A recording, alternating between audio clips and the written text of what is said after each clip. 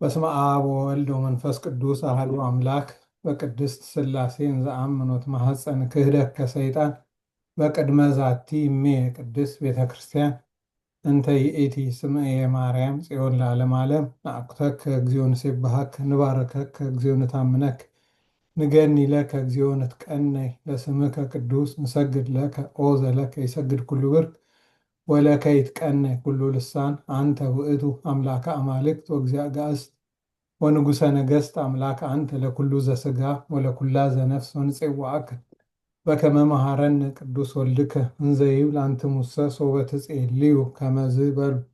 የምህረት ባለቤት የቸርነት ጌታ አምላካችን ፈጣሪያችን እግዚአብሔር ጊዜውን ሰዓቱን ባርከህ ቀድሰህ ለዚህ ስላደረስከን እናመሰግንሃለን። በሩቅም በቅርብም ያለነውን በረቀቀው መስመር ስላገናኘህን ክብርና ምስጋና ላንተ ይሁን። አምላካችን ሆይ ቅዱስ ቤተክርስቲያናችንን የምናገለግልበት በየደብራችን በየትምህርት ቤታችን ያለውን አገልግሎት የምናሳልጥበትን ይህንን ስራ እንድትባርክልን እንማጸናሃለን። ቀሪውን ጊዜና ጉባኤ እንድትባርክልን ቅዱስ ፈቃድ እንዲሆንልን አባታችን ሆይ ብለን እናመሰግንሃለን። አባታችን ሆይ በሰማያት የምትኖር ስምህ ይቀደስ፣ መንግስትህ ትምጣ፣ ፈቃድህ በሰማይ እንደሆነች እንዲሁም በምድር ትሁን። የዕለት እንጀራችንን ስጠን ዛሬ፣ በደላችንን ይቅር በለን እኛም የበደሉንን ይቅር እንደምንል፣ አቤቱ ወደ ፈተና አታግባን ከክፉ ሁሉ አድነን እንጂ መንግስት ያንተ ናትና ኃይል፣ ክብር፣ ምስጋና ለዘላለሙ አሜን። እመቤታችን ቅድስት ድንግል ማርያም ሆይ በመልአኩ በቅዱስ ገብርኤል ሰላምታ ሰላም እንልሻለን። በሐሳብሽ ድንግል ነሽ፣ በስጋሽም ድንግል ነሽ። የአሸናፊ እግዚአብሔር እናት ሆይ ሰላምታ ለአንቺ ይገባሻል። ከሴቶች ሁሉ ተለይተሽ አንቺ የተባረክሽ ነሽ። የማኅፀንሽ ፍሬ ኢየሱስ ክርስቶስ የተባረከ ነው። ጸጋን የተመላሽ ክብርት ሆይ ደስ ይበልሽ፣ ልዑል እግዚአብሔር ከአንቺ ጋር ነውና ከተወደደው ልጅሽ ከጌታችን ከመድኃኒታችን ከኢየሱስ ክርስቶስ ዘንድ ይቅርታንና ምሕረትን ለምኝልን ኃጢአታችንን ያስተሰርይልን ዘንድ ለዘላለሙ አሜን። ኦ የኢየሱስ ክርስቶስ ስረይ ኃጢአትየ ወኃጢአተ ኩሉ ሕዝብከ። በማወቅ ባለማወቅ በስተት ድፍረት የሰራነውን ማሰረ ኃጢአት እግዚአብሔር ይፍታ። አባቶች ካላችሁ ፍቱኝ። እንደምን አመሻችሁ። አልጠየቅኩኝም። በእርግጥ መላከ መንክራት ክቡር ሰብሳቢያችን አባታችን መስመር ላይ ይኖር ይሆን? ሳልጠየቅ ነው ጸሎት ያረኩ። አሉ መላከ መንክራት? ጥሩ፣ መልካም። ምናልባት ሌላ አገልግሎት ጊዜ ስለሆነ የተወደዳችሁ ወንድሞች እህቶቻችን በድጋሚ በልዑል እግዚአብሔር ስም በሀገረ ስብከታችን የሰንበት ቤት ማደራጃ መምሪያ አንድነት ጉባኤ ስም ሰላምታ እናቀርባለን። ሁላችሁም ቀደም ብዬ እንዳልኩት በአጭር ጊዜ ማስታወሻ ጊዜውን ለመጠቀም በሚል ነው ይህንን መርሃ ግብር ያዘጋጀ ነው። እንግዲህ የስልጠና ክፍል አለን። ሁላችሁ እንደምታውቁት የስልጠናና የአቅም ግንባታ ክፍል አለን። ይሄ ክፍል ከሀገር ቤት ከዋናው መምሪያ ጀምሮ እዚህም ያሉትን በእኛም አካባቢ ያሉትን ሰዎች አቅም የማሳደግ ስራዎች ይዞ እየሰራ ነው።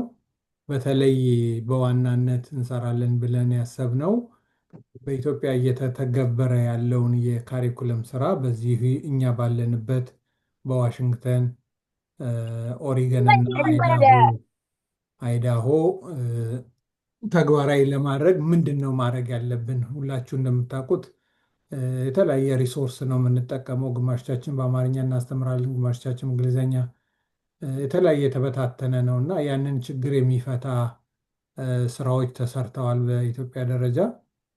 ያንን በተመለከተ የዛሬ የመጀመሪያው ስልጠና ይሆናል። ምናልባት ስልጠና የሚሰጠን በዲያቆን ዶክተር ስንታየው ነው። ምናልባት ራሳቸውን አስተዋውቀው የክፍላቸውን ኃላፊነት ገልጸው ወደ ስልጠናው ይገባሉ። የዛሬውን ስልጠና የዛሬው ስልጠና ፎርማቱ ምን እንደሚመስል ወደፊትስ ምንድን ነው መደረግ ያለበት የሚለውን ሁሉ ከማብራራት ይጀምራሉ። ምናልባት በአገልግሎት መብዛት ደጋግመን ማስታወስ ነበረብን፣ ግን ያው ገብተዋል እሳቸው በሰዓቱ 30 ደቂቃ ዘግይተናል። በእርግጥ በእኛ ጥፋት ነው። እሱን እናስተካክላለን።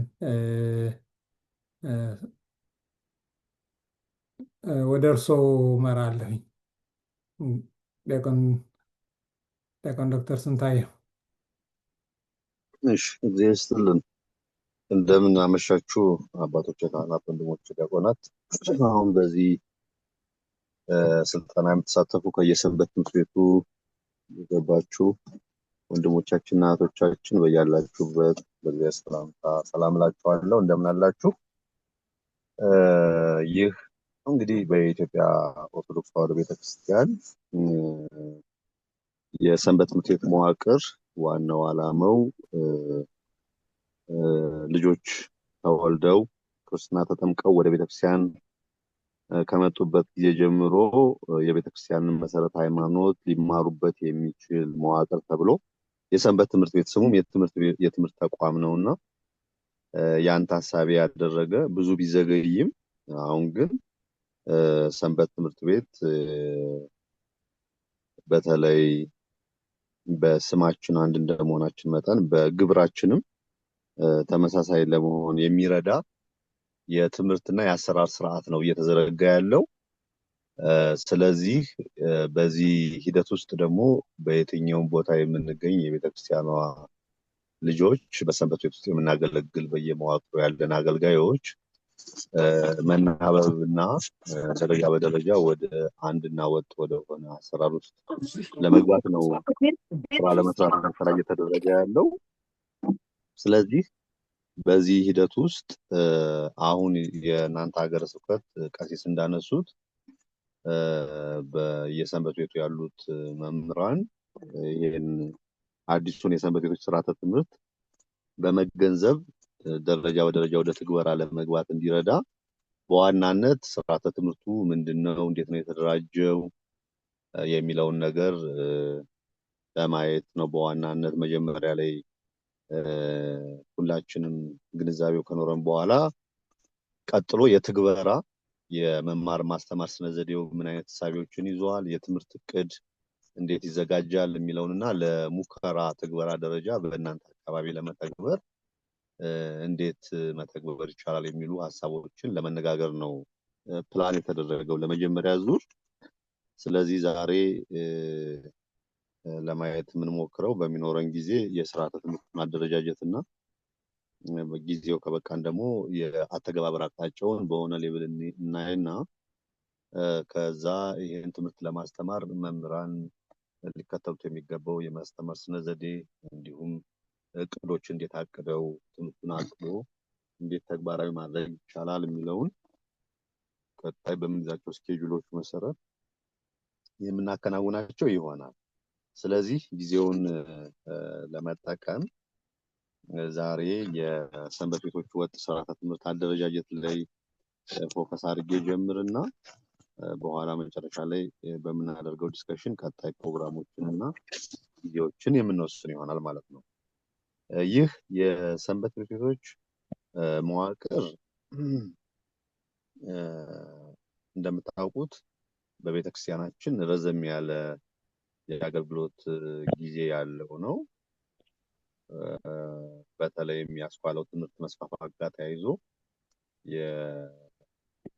የቤተክርስቲያን ተተኪ ትውልድ የሆኑ ህፃናትና ወጣቶች ጎልማሶች ወደ ቤተክርስቲያን መጥተው መማር የሚችሉበት እድል የተፈጠረበት ሲሆን በዚህ ቆይተው ግን ሰንበት ትምህርት ቤቶች ምንም እንኳን ተመሳሳይ አወቃቀር ተመሳሳይ አሰራር እንዲኖራቸው ታስቦ በቅዱስ ሲኖዶስ ከስሙ ይለያይ እንጂ ከ1960ዎቹ አጋማሽ ጀምሮ የመጀመሪያው ቃለ ዓዋዲ ሲደነገግ ጀምሮ የወጣቶች እያለ በኋላ በ74 የሰንበት ቤቶች መምሪያ የሚለው እስከሚመጣበት ድረስ ይሄ ትምህርት እንዲሰጥ ታሳቢ ተደርጎ ሲሰራ ቆይቷል። ይሁን እንጂ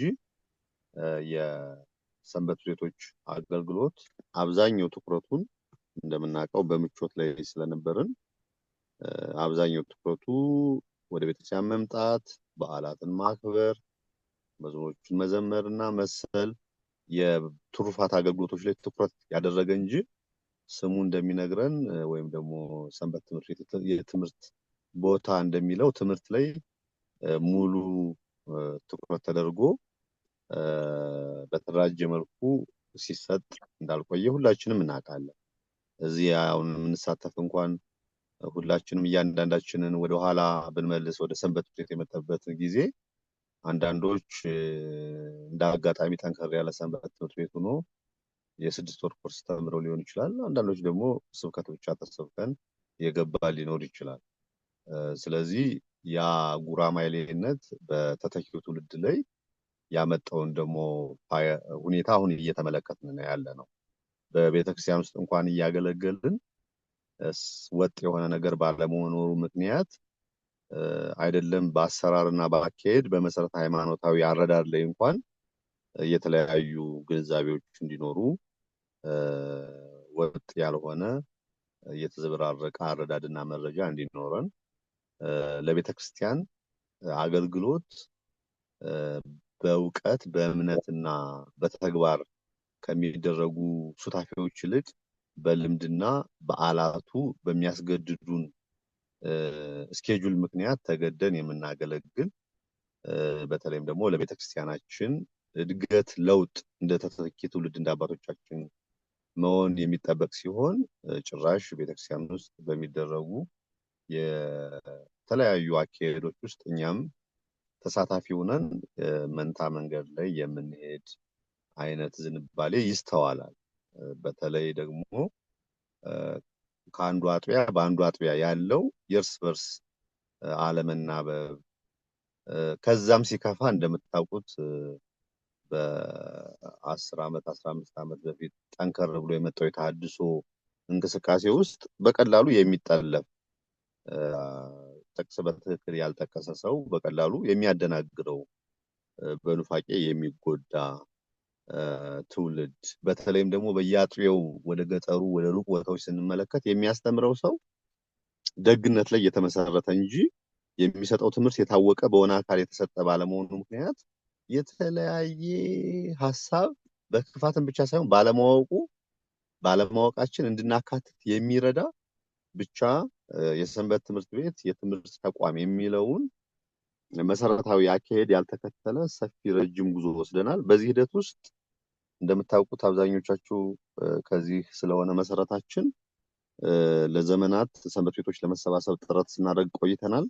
ግን አብዛኛው መሰባሰባችን ትኩረት አድርጎ የቆየው በዓላትንና የተለያዩ የጋራ ጉባኤያት ላይ ሲሆን የሰንበት ቤት ስርዓተ ትምህርት ይኑር የሚለው እንቅስቃሴ እውነት ለመናገር ብዙ ድካም ተደርጓል። ውጤታማ ባይሆንም ምሳሌ እንደምታውቁት በዚህ በሃይማኖት አበውና በሌሎች እንቅስቃሴ የነበሩ እንደነ መምህር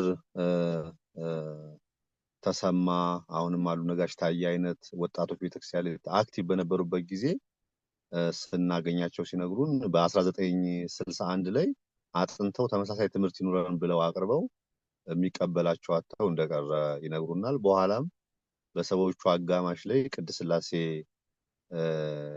ላይ ያሉ አገልጋዮች እንደዚህ ተሰባስበው አንደኛ፣ ሁለተኛ፣ ሶስተኛ የሚል የሰንበት ቤቶች መማሪያ የመጽሐፍ ቅዱስ ጥናት የሚል ቢያዘጋጁም እሱም ግን በምላት ወደ ሌላው ሳይለወጥ ቀረ። በኋላ እንደነ ምስከ እያለ በተለያየ መንገድ ሁላችንም በየአጥቢያችን የሙከራ እያደረግን ከጊዜ ጊዜ በተለይ ባለፉት 10 እና 15 ዓመታት ቢያንስ የኮርስ ትምህርቶች እየተደራጁ እንዲመጡ ሆነ እንጂ ሁሉም ቦታ ግን ተመሳሳይ እድሜን መሰረት ያደረገ ትምህርት ሲሰጥ አልቆየም ማለት ነው። ይሄ ደግሞ የፈጠረው ክፍተት ይታወቃል። እነዚህን ክፍተቶች ከተጠኑ በኋላ መጨረሻ በ2007 በኢትዮጵያ አቆጣጠር ወይም ደግሞ ከዛሬ 11 ዓመት በፊት ማለት ነው ሰንበት ቤቶች አዲስ አበባ ውይይት ከተደረገ በኋላ የአንድነቱ መመስረትም ጥሩ እድል ስለፈጠረ በቀጥታ ለጠቅላይ ቤተ ክህነት ለአባቶቻችን ፍላጎታችንን የማስረዳት እድል በመፍጠሩ ምክንያት የዛን ጊዜ ጀምሮ ኮሚቴ ተዋቅሮ የሰንበት ቤቶች ስርዓተ ትምህርት ወጥ መሆን አለበት የሚል እንቅስቃሴ ተደረገ። ከብዙ ጊዜ በኋላ በ2011 ፖሊሲ ወይም ደግሞ የሰንበት ቤቶች ስርዓተ ትምህርት መምሪያ አሰራር ጋይድላይን በሲኖዶስ ደረጃ እንዲጸድቅ ተደረገ ማለት ነው። ከዛ በኋላ እንግዲህ ባለፉት 5 ዓመታት ወደ ዝግጅቱ የገባ ነው። ያንን ቤዝ አድርገን ነው ማለት ነው። ስርዓተ ትምህርት ግን ስንል ምን እያልን ነው የሚለውን በጣም በትንሹ እንደ መግቢያ እሰጣለሁ፣ ተመሳሳይ አረዳድ ላይ እንድንሆን። ምናልባት ስላይድ መጠቀም ትፈልግ ይሆን? ዲያቆን ዶክተር ሳየው ስክሪን ሼር ማድረግ ትችላለህ። በጣም ጥሩ እሞክራለሁ። ምንድነው የዚህ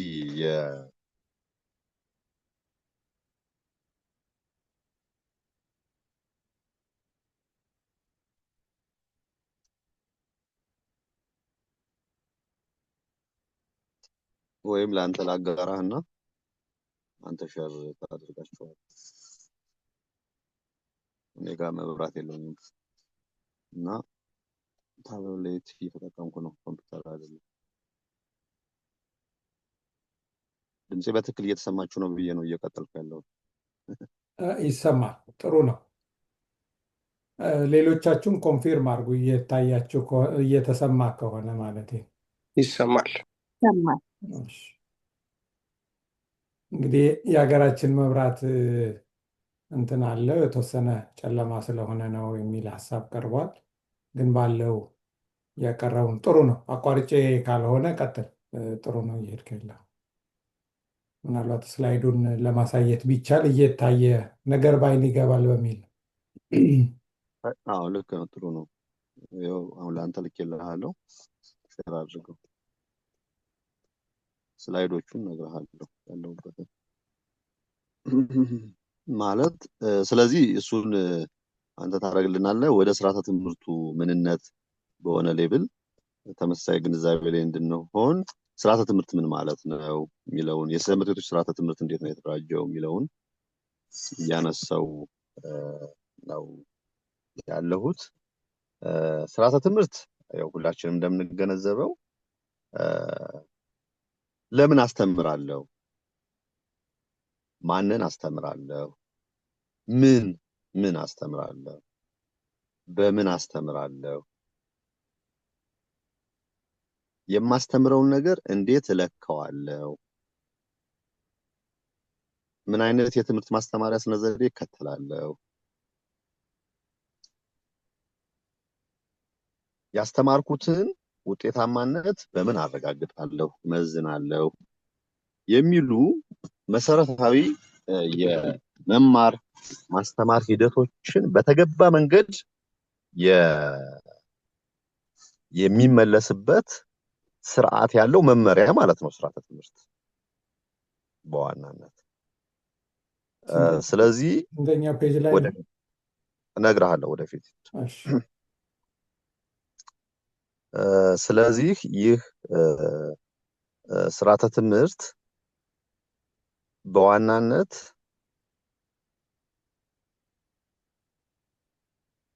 ሰንበት ትምህርት ቤቶች ወደፊት ቀሲስ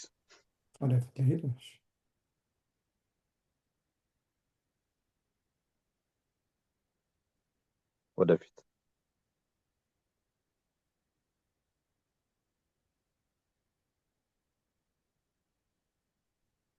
ይሄ ነው። አዎ በቃ ወደ ኋላ እንደልመልስ ወደ ኋላ በቃ እሱ ጋር ነው። አንድ ወደ ኋላ ትመልስልኛለህ። ግን ዋናው ዓላማው ምንድነው? አንድ ወደፊት አድርገውና ነው ወደፊት ዋናው የስርዓተ ትምህርት ሂደት ውስጥ አሁንም አንድ ወደፊት የትኛውም የሰንበት ትምህርት ቤት አገልግሎት ውስጥ የስርዓተ ትምህርት የሚይዛቸው መሰረታዊ ነው። ወይም ደግሞ ስርዓተ ትምህርት ምንድን ነው የሚለው ነው ዲፋይን እያደረጉ የነበረው ማለት ነው። ስለዚህ በየአጥቢያው የሚሰጡ ትምህርቶችና መምህራን የሚሰጧቸውን ትምህርቶች ለምን አስተምራለሁ፣ ምን አስተምራለሁ፣ ማንን አስተምራለሁ፣ መቼ አስተምራለሁ፣ ለምን ያህል ሰዓት አስተምራለሁ፣ የት አስተምራለሁ፣ ያስተምርኩትን ትምህርት እንዴት ነው የምመዝነው ውጤታማ መሆኑን፣ በምን አስተምራለሁ፣ መርጃ መሳሪያዎችና ሌሎች መሰረታዊ ነገሮችን ወጥ በሆነ መንገድ የሚሰጥበት ስርዓት ነው ማለት ነው። ስለዚህ ስርዓተ ትምህርት የሚይዛቸው ወይም ደግሞ ስርዓተ ትምህርት የሚመልሳቸው መሰረታዊያን ጉዳዮች እነዚህን ታሳቢ ያደረገ መሆኑን ግንዛቤ ውስጥ ማስገባት ይኖርብናል። ይሄ በጣም ግንዛቤ ውስጥ መግባት ያለበት ለምንድን ነው? እኔ ምሳሌ ከዚህ በፊት ሳስተምር ለባለፉት ብዙ ዘመናት የተሰጠኝን ኮርስ ርዕስ ይነገረኛል። ከዛ በኋላ ማስተምረው ትምህርት አላማውን የዕለቱን ዲፋይን አድርጌ ይህን ያህል ጊዜ ወስዳል ብዬ ያ ትምህርት ታሪክ ከሆነ ታሪክ ብቻ ነው የምሰጠው። የእድሜያቸውን በትክክል ማንን አስተምራለሁ ማለት እድሜያቸውና የተማሪዎቹ ሁኔታ ይረዱታል፣ ይገነዘቡታል።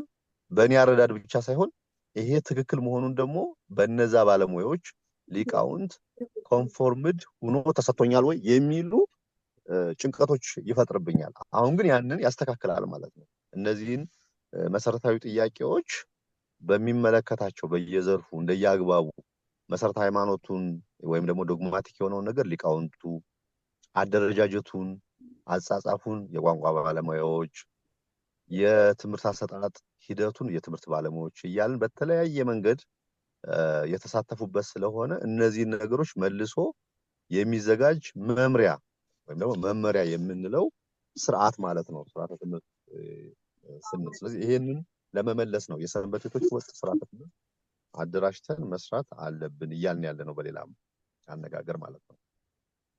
ወደ ሁለተኛው ስንመለስ ስለዚህ የሰንበት ቤቶች ስርዓተ ትምህርት ዓላማ ምንድን ነው የሚለውን በትንሹ እንመለከታለን። የሰንበት ትምህርት ቤቶች ስርዓተ ትምህርት ዓላማዎች በዋናነት የቤተ ክርስቲያኗን መሰረተ ሃይማኖትና ትውፊት ለትውልዱ በተደራጀና ወጥ በሆነ መንገድ ማድረስ ነው። እዚህ ላይ ማንም ክርክር የለውም እንደሚታወቀው ማለት ነው። የተመሰረትነውም ለዛ ስለሆነ ስለዚህ ይሄንን ዓላማ በተለይ ወጣቶች የቤተ ክርስቲያንን እምነት፣ ታሪክ፣ ባህል የሚማሩበት ተገቢነት፣ ተስማሚነት፣ ግልጽ የትምህርትና የስልጠና ስርዓት እንዲኖር ማድረግ ነው ማለት ነው። ስርዓተ ትምህርት እንደምታውቁት ምሳሌ ስናስተምር በታሪክ ትምህርትና በመጽሐፍ ቅዱስ ጥናት ጥናትና በስርዓትና በመሰረተ ሃይማኖት በስነ ምግባር እያልን ኢቭን ሆሪዞንታሊ ማለት ነው አይደለም ቨርቲካሊ ሆሪዞንታሊ በአንዱ የትምህርት አይነትና በአንዱ ትምህርት አይነት መካከል ድንበር የመጥፋት ችግር ይታያል። ያንን በስነ ስርዓት የማስተካከል ቨርቲካሊም ህፃናት ከታች እስከ ላይ በሚኖራቸው ቆይታ ውስጥ እድሜያቸውን መሰረት ያደረገ ከእድሜያቸውና ከመደበኛው ደግሞ የአስኳላ ትምህርት ከሚያገኙት መረጃ ጋር ብዙ ያልተራረቀና የተመጠነ በተቻለ መጠን ተገቢነት ያለው ተስማሚ ግልጽ የትምህርትና የስልጠና ስርዓት እንዲኖር ያደርጋል ማለት ነው። የቤተ ክርስቲያን የአብነት ትምህርት የተማሩና በበጎ ፈቃድ የሚያገለግሉ ዲያቆናት፣ ቀሳውንት፣ መነኮሳት፣ መምህራንን ማፍራት እንዲያስችል ማድረግ ነው። በዚህ መልኩ ተስማሚ የሆነ ስርዓት ከፈጠርን ቀጥሎ ደግሞ ስርዓተ ትምህርቱ ምን ያደርግልናል ማለት ነው? ለቤተክርስቲያን ተተኪ አገልጋይ ከክህነት እስከ በጎ ምዕመንነት ድረስና የተስማማ ጥሩ ሃይማኖቱን በደንብ የሚያውቅ የጠነቀቀ ክርስቲያን እስከ ማፍራት ድረስ ይረዳል። የተማሩትን ትምህርት ራሳቸውን፣ ቤተሰባቸውን፣ ሀገራቸውን በዓለም በሚኖርበት ሁሉ በጎ የሚለውጥ ወይም ደግሞ ሌላውን ወደ በጎ ነገር የሚያመጣ ክርስቲያናዊ ህይወት የሚያሳዩ ምዕመናንን ክርስቲያኖችን እንዲበዙ ያደርጋል። ለቤተክርስቲያን ልዕልና ጥብቅና የሚቆም ገዳማትና አድባራትን የሚንከባከብ አባቶችን በሙያቸው የሚያግዙ ወጣቶችን እንዲፈሩ ያደርጋል ነው ስርዓተ ትምህርቱ። በጥቅሉ እንዳየነው መሰረተ ሃይማኖትና ትውፊቱን ለትውልዱ በተደራጀ መልኩ ስናደርስ ከሚሰጣቸው ውጤቶች ወይ ደግሞ ዓላማዎች መካከል እነዚህን ጥቂቱ መመልከት እንችላለን። በአጠቃላይ በተለያዩ ቦታ የሚገኙ የቤተክርስቲያን ልጆች ወጥ የሆነ ትምህርት ማስተማርና በተቻለ መጠን እርስ በርሱ የሚናበብ የሚግባባ የቤተክርስቲያን ችግር ለመፍታት እኩል የሆነ ወይም ደግሞ ተቀራራቢ የሆነ አረዳድ ያለው ችግሩን የሚያይበት መንገድ በራሱ አንድ አይነት የሆነ ትውልድ ማፍራት ነው። አሁን እንደምናየው የሆኑ ችግሮች እንኳን ሲፈጠሩ ለችግሩ አይደለም ችግሩን መፍታት ችግሩ ላይ ለመስማማት የሚወስድብን ጊዜ የምናየው ነው። በዚህም እንግዲህ በአጠቃላይ የሰው ልጅ በእግዚአብሔር አምሳል የተፈጠረ አዋቂ ህሊና የተሰጠው በመሆኑ ይህንን የተሰጠውን ጸጋ ስጦታ በደንብ ፈልጎ አግኝቶ ወደ በጎ ነገር እንዲደርስ ማገዝ ስለሆነ በምድር ሲኖር ማለት ነው ሁላችንም የሚሰጠን የአገልግሎት ሱታፌ ይኖራል። በዛ ውስጥ ስንሳተፍ በጎውን መርጦ ትክክለኛ በሆነ መንገድ እንዲሳተፉ እውነተኛ የሆነውን የእግዚአብሔርን መንግስት መውረስ ወደሚችሉበት ደረጃ መድረስ ነው አይደል? መጨረሻው የእግዚአብሔርን መንግስት መውረስ ነው። በቆይታችን ግን ተምረን አውቀን ያን ያወቅነውን በአገልግሎት ውስጥ ተለማምደን ያንን ልምምዳችንን ሱታፌ ውስጥ በቤተክርስቲያኗ እስከ ክህነት አገልግሎት ድረስ ሱታፌ አድርጎ እንዳንድ ክርስቲያንም ደግሞ በጎ ሆኖ የቆየ ክርስቲያን የመጨረሻ ውጤቱም ግልጽ ነው የሚሆነው መንግስተ ሰማያትን ያን ቃል ኪዳን መውረስ ስለሆነ በአጠቃላይ የሥርዓተ ትምህርቱ ዓላማ ኦርቶዶክሳውያን የሆኑ ተተኪ ትውልዶች በሙሉ የቤተክርስቲያናቸውን መሰረተ ሃይማኖት እና ትውፊት በተደራጀና ወጥ በሆነ መንገድ ተምረው እሱም ደረጃ በደረጃ ልምምድ እንዲያደርጉበት ረድቶ በመጨረሻ የእግዚአብሔር መንግስት እንዲወርሱ ማስቻል ነው ማለት ነው። ስለዚህ አጠቃላይ የሥርዓተ ትምህርቱ የተዘጋጀበት ዓላማ ነው። ቀጥለን የምንመለከተው የዚህ ሥርዓተ ትምህርት አደረጃጀት የቤተክርስቲያኗን መሰረተ እምነትና አስተምህሮ ታሳቢ በማድረግ ሥርዓተ ትምህርቱ ተደራጅቷል ማለት ነው። እንደ መርህ መነሻ አድርጎ የተነሳው ሥርዓተ ትምህርቱ አንደኛው የሰው ተፈጥሮን ነው። ለሂውማን ኔቸር እውነትን እና የእውነት ምንጭ ትክክለኛ መሰረት በሚያሳይ መልኩና በተከተለ መልኩ ነው። እውቀትን ምንጩና መገኘውን ለይቶ የማሳየት እሱም በደረጃ በደረጃ አንዴ ሙሉ መረጃ በመስጠት እውነትን ወይም እውቀትን ሰዎች እንዲያገኙ ማድረግ ሳይሆን በተመጠነና ሂደታዊ በሆነ ተፈጥሯዊ በሆነ መንገድ ተደራሽ ለማድረግ እንደ መርህ አስቀምጧል ማለት ነው። ሌላው ሥርዓተ ትምህርቱ ትኩረት ያደረገባቸውን ጉዳዮች በሙሉ አገናዝቦ በግልጽ አስቀምጧቸዋል። የሥርዓተ ትምህርት ትኩረት ማለት ያንዳንዳቸው ሥርዓተ ትምህርቱን ለመተግበር ባለቤት የሆኑ ከመምህራን፣ ከተማሪዎች፣ ከባለድርሻ አካላት፣ ከመማሪያ ቦታ፣ ከጊዜ እያልን በኋላ የምንመለከታቸውን መሰረታዊያትን ዲፋይን ለማድረግና ኮንቴክስት ቤዝድ የሆነ አማራጭን ለመስጠት ሞክሯል። ሌላው የትምህርት ዓላማው ትምህርቶቹ በሁሉም ደረጃ ከአንደኛ ክፍል እስከ 12ኛ ክፍልና የቅድመ ህፃናት ደግሞ ከ4 ዓመት እስከ 6 ዓመት ባለው ጊዜና ሂደት ውስጥ ያንን በእያንዳንዱ የትምህርት አይነትና የክፍል ደረጃ የትምህርቱ ዓላማ በአግባቡ እንዲደራጅ ተደርጓል ማለት ነው። እነዚህን የሥርዓተ ትምህርት መርሆች መሰረት በማድረግ ነው ሥርዓተ ትምህርቱ የተደራጀው ማለት ነው። ስለዚህ እያንዳንዳቸውን በትንሹ እንመልከታቸው።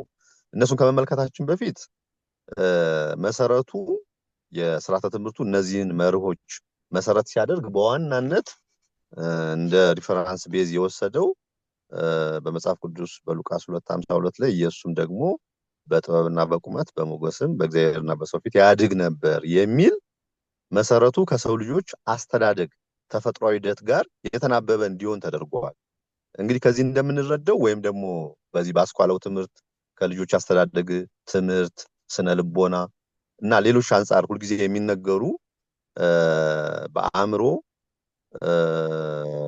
ጥበብ በኢንተሌክቹዋሊ የምንለው በቁመት ፊዚካሊ በሞገስ ኢሞሽናል ግሬስ በመንፈስ ስፒሪቹዋሊ እና በሰውና በእግዚአብሔር ፊት የምንለው ደግሞ በሶሻል ኢንተራክሽን ውስጥ ያሉ በምዕላት ሰዎች ሲረዱ ነው አይደለ? በዚህ በእኛ በምንማረው በዚህ በመደበኛው ባስኳላ ትምህርት እንኳን የሚነገረን ማለት ነው። ስለዚህ እኛም ልጆቹ በተቻለ መጠን ሥርዓተ ትምህርቱ ሲዘጋጅ እነዚህን ጉዳዮች ኮንሲደር ማድረግ መቻል አለበት ነው። በአእምሮና በቁመት እድሜያቸውንና ያሉበትን የአካባቢያዊ ነባራዊ ሁኔታ መሰረት ያደረገ አደረጃጀት እንዲኖረው ያንን ጠብቆ ደግሞ እየተማሩ ሲሄዱ ደግሞ እንደምናውቀው ሃይማኖቱን ሰው አምኖ ሲማር እውቀቱ ይዳብርለታል። እውቀቱ በጣም እየዳበረና እየተረዳ በማስተዋል ውስጥ ሲኖር ደግሞ መንፈሳዊነቱ እየጨመረ ነው የሚሄደው። ለምን? በማስተዋል ነው የሚያደርገው። አንድ ሰው እስኪ አሁን ቀላል ኤግዛምፕል ማየት እንችላለን። አሁን የቤተክርስቲያን ትምህርት እኮ የምንረዳበት መንገድ በጣም አስበንበት ስለማንነጋገር ነው እንጂ ቤተክርስቲያንንና ክርስትናን ስናነሳው ሰማዕትነትን የሚፈልግ ዓለምን መናቅ መተው የሚፈልግ በጣም በሰፊው እናወራና ነገር ግን የቤተክርስቲያን ትምህርት ልንማር ስንል ደግሞ አስፈላጊ መሆኑ እንኳን እስከሚጠፋብን ድረስ ጊዜ ሰጥቶ ለመማር ማለት ነው። አንድ ሰው ግን ዲግሪ ወይም ደግሞ የሆነ ዲፕሎማ ወይም የሆነች ነገር ለመማር ሃይማኖት የሌለው ሰው ሁሉ የሚማረውን ነገር ለመማር ግን በጣም ብዙ ድጋፍ ይፈልጋል። መጽሐፍ ይገዛል፣ አስጠኛለው፣ ሌሊት ይነሳል ብላ ብላ። በጣም አንዳንዴ እኮ ፈኒ ነገር ነው ዝም ብዬ ሳስበው ማለት ነው። ምንም ሃይማኖት የሌለው ሰው በመሆኑ የሚያልፋቸውን ትምህርቶች ኮምፒተንት ለመሆን በጣም በብዙ ድጋም ውስጥ እንደምናልፍ እያወቅን ንጹህ የሆነ የእግዚአብሔር መንግስት ለመውረስ ደግሞ ምን የተባለን እናንተ ባለ አእምሮዎች ናችሁ። በጣም የሚገርመው ደግሞ ክርስቲያኖች ምንድን ናቸው? እናንተ ዓለምን ትመረምራላችሁ እንጂ ዓለም እናንተን አይመረምርም። ምን ማለት ነው? በዓለም ያለንበትን ማንም ማለት ሁሉም ሰው የሚያውቀውን እንደ ሰው እናውቃለን፣ እንመራመራለን፣ እንስተካከላለን፣ አብረን እንሰራለን። ክርስቲያን በመሆናችን ግን የበለጠውን ደግሞ ዕውቀት ስለምናውቅ ከዕውቀት ባለፈ ደግሞ በመንፈሳዊ ጥበብ በሂደት የምናውቃቸው የሚገለጡ በሃይማኖታዊ እንቅስቃሴዎች ውስጥ የምናገኛቸው በስታፊ ውስጥ የምናገኛቸው ነገሮች ሲጨመሩ የበለጠ የሚያግዙ ነገሮች ሲጨመር በምድር ያለውን ሰው የበለጠ ምን እናደርጋለን ማለት ነው? የምናግዝ እንሆናለን ማለት ነው። ባለ አእምሮ መሆን የሚመጣው በጣም በተገቢ መንገድ ያመነውን ነገር ስናውቅ፣ ስንማር፣ ስንለማመደው ስለሆነ ማለት ነው። ስለዚህ ይህን እድል እንዲያገኙ ልጆቹን መርዳት መቻል አለብን ነው። ይታወቃል ያስለመድነው ነገር በጣም አስቸጋሪ ስለሆነ አጭር ጊዜ ለበዓል ምናምን ስለሆነ አሁን አንዳንዴ ሩቅ የሚመስለው ሰው ይኖራል። እንዴት ነው ከ4 ዓመታቸው ጀምሮ ከዛ እስከ 12 18 ዓመት እነዚህ ሰዎች ምን አስበው ነው የሚል እንደሚኖር እገምታለሁ። ይገጥመናልም ስንጀምር አካባቢ ከዛ ባለፈው 3 ዓመት ወዲህ። ግን እውነታው ደግሞ ይሄ ነው። ተፈጥሯዊ ሂደትን ተከትሎ ሰዎች እንዲያድጉ እስካላደረግን ድረስ እንደኛ አይነት ትውልድ ነው የሚፈራው ማለት ነው፣ ካልሆነ በተበታተሰ መልኩ ከሆነ። ስለዚህ ይሄንን በደንብ ከተሰራ ምንም ጥያቄ የለውም። ለምድር ጨው ብርሃን ናችሁ የተባልነው በሰዎች ፊት ለእግዚአብሔር የሚገባ ማንነት እና ተግባር የሚኖረን በዚህ መንገድ ይሄን ታሳቢ አድርጎ ይሄንን የቤተክርስቲያን አስተምሮ መሰረት አድርጎ ትምህርቱን አደራጅቶ በሂደት እያሳደግነው እያሻሻልነው ወደዛ ሌቭል ካደረስነው የምንፈልገውን ውጤት እናመጣለን የሚል አተያይ ያለው ማለት ነው። ስለዚህ አንዱ መሰረት የስርዓተ ትምህርቱ እነዛን መርሆች ቤዝ አድርጎ ሲሰራ ከየትም ያመጣቸው አይደለም ማለት ነው። ከነዚህ አተያዮች የተመሰረተ ነው ማለት ነው። ስለዚህ የስርዓተ ትምህርቱ ታሳቢ ያደረጋቸው ጉዳዮችን በትንሹ ነው ቀጥሎ የምንመለከተው። ከዛ በፊት ግን ትንሽ ለማንሳት ቅድም የተነሱትን ምሳሌ ዕውቀትና እውነትን በዚህ ስርዓተ ትምህርት ውስጥ እንዴት ነው ያየነው ቢባል አሁን በጣም መሰረታዊ ነገር ነው፣ በተለይ ለመምህራን ማለት ነው። አሁን ዕውቀትን እንዴት አስተላልፋለሁ የሚል አንድ መምህር ምሳሌ ልጆቹን ሲያስተምር የ4ኛ ክፍል ይሁን የ1ኛ ክፍል የ10ኛ ክፍል ተማሪ ሲያስተምር ወደ ክላስ ውስጥ ገብቶ በሚያስተምርበት ጊዜ የሚሰጠው ምሳሌ ተማሪዎቹ እንዲሳተፉ የሚጠቀመው ስነ ዘዴ ከዚህ ቶት ይመነጫል። በነገራችን ላይ ስለ ዕውቀት ካለው ቶት ማለት ነው፣ ካለው ቶት ይመነጫል። ምን ማለት ይሄ ነው? አሁን በዩኔስኮ በሚመራው ያስኳላው ትምህርት ዕውቀት ምንድነው ሲባል ዕውቀትማ አንጻራዊ ነው ይላሉ። ስለዚህ ኖ የት ዲፋይንድ የሆነ ወይም ደግሞ የታወቀ ሁሉም ሰዎች የተስማሙበት ዕውቀት የለም። ሁልጊዜ ምን ይሆናል ማለት ነው? በአንጻራዊ መልኩ የሚቀየር ይሆናል ነው። ይሄን ያለ የትምህርት ፍልስፍና ስለ ዕውቀት ያለው ሲስተም ቀጥሎ ምን ዲፋይን ያደርጋል ማለት ነው? ይሄን ዕውቀት ለማስተላለፍ የምጠቀመው የትምህርት ግብዓቶች መካከል አንዱ የማስተማር ስነ ዘዴ ነው። ስለዚህ የማስተማር ስነ ዘዴ ምን ይሆናል ብሎ ያምናል? ዕውቀት አንጻራዊ ስለሆነ አሳታፊ የትምህርት ስነ ዘዴ ይከተልና ያንን መነሻ ኮንቴንት ስለሆነ ትምህርት ማስተማር ሲፈልግ ቴብል ላይ ያደርገውና ተማሪዎቹ ተከራክረው የደረሱበት ነገር ላይ ምን አደርጋለሁ ይላል፣ አስማማቸዋለሁ ብሎ ያስባል ማለት ነው።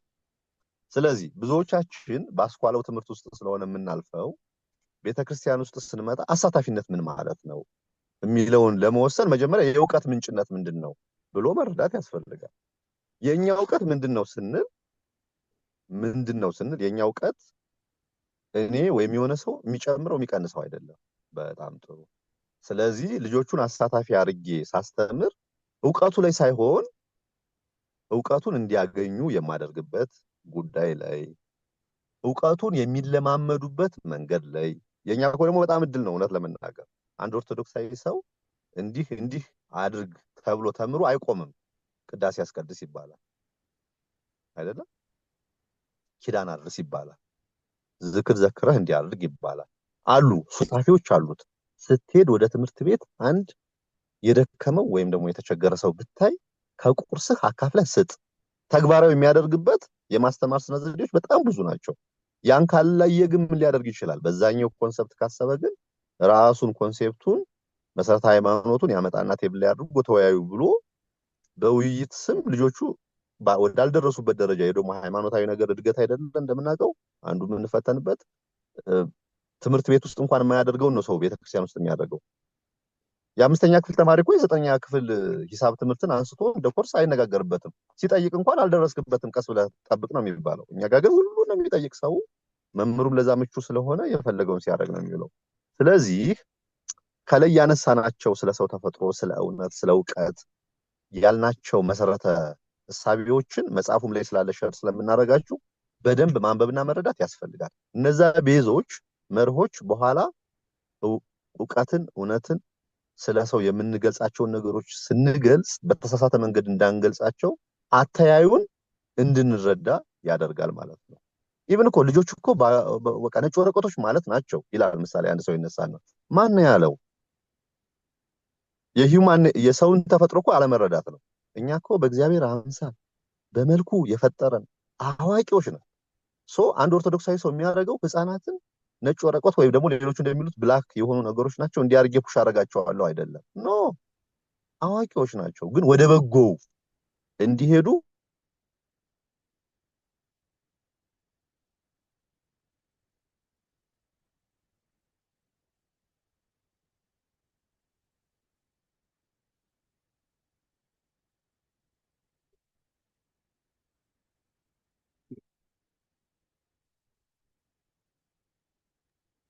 ድምጽ ጠፍቷል፣ አይሰማም። እንዳየዋለህ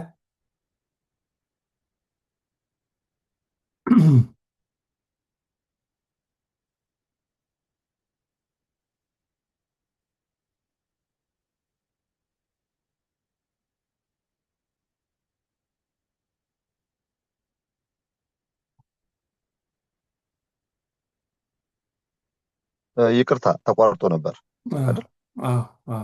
ተመልሰሃል። መልካም።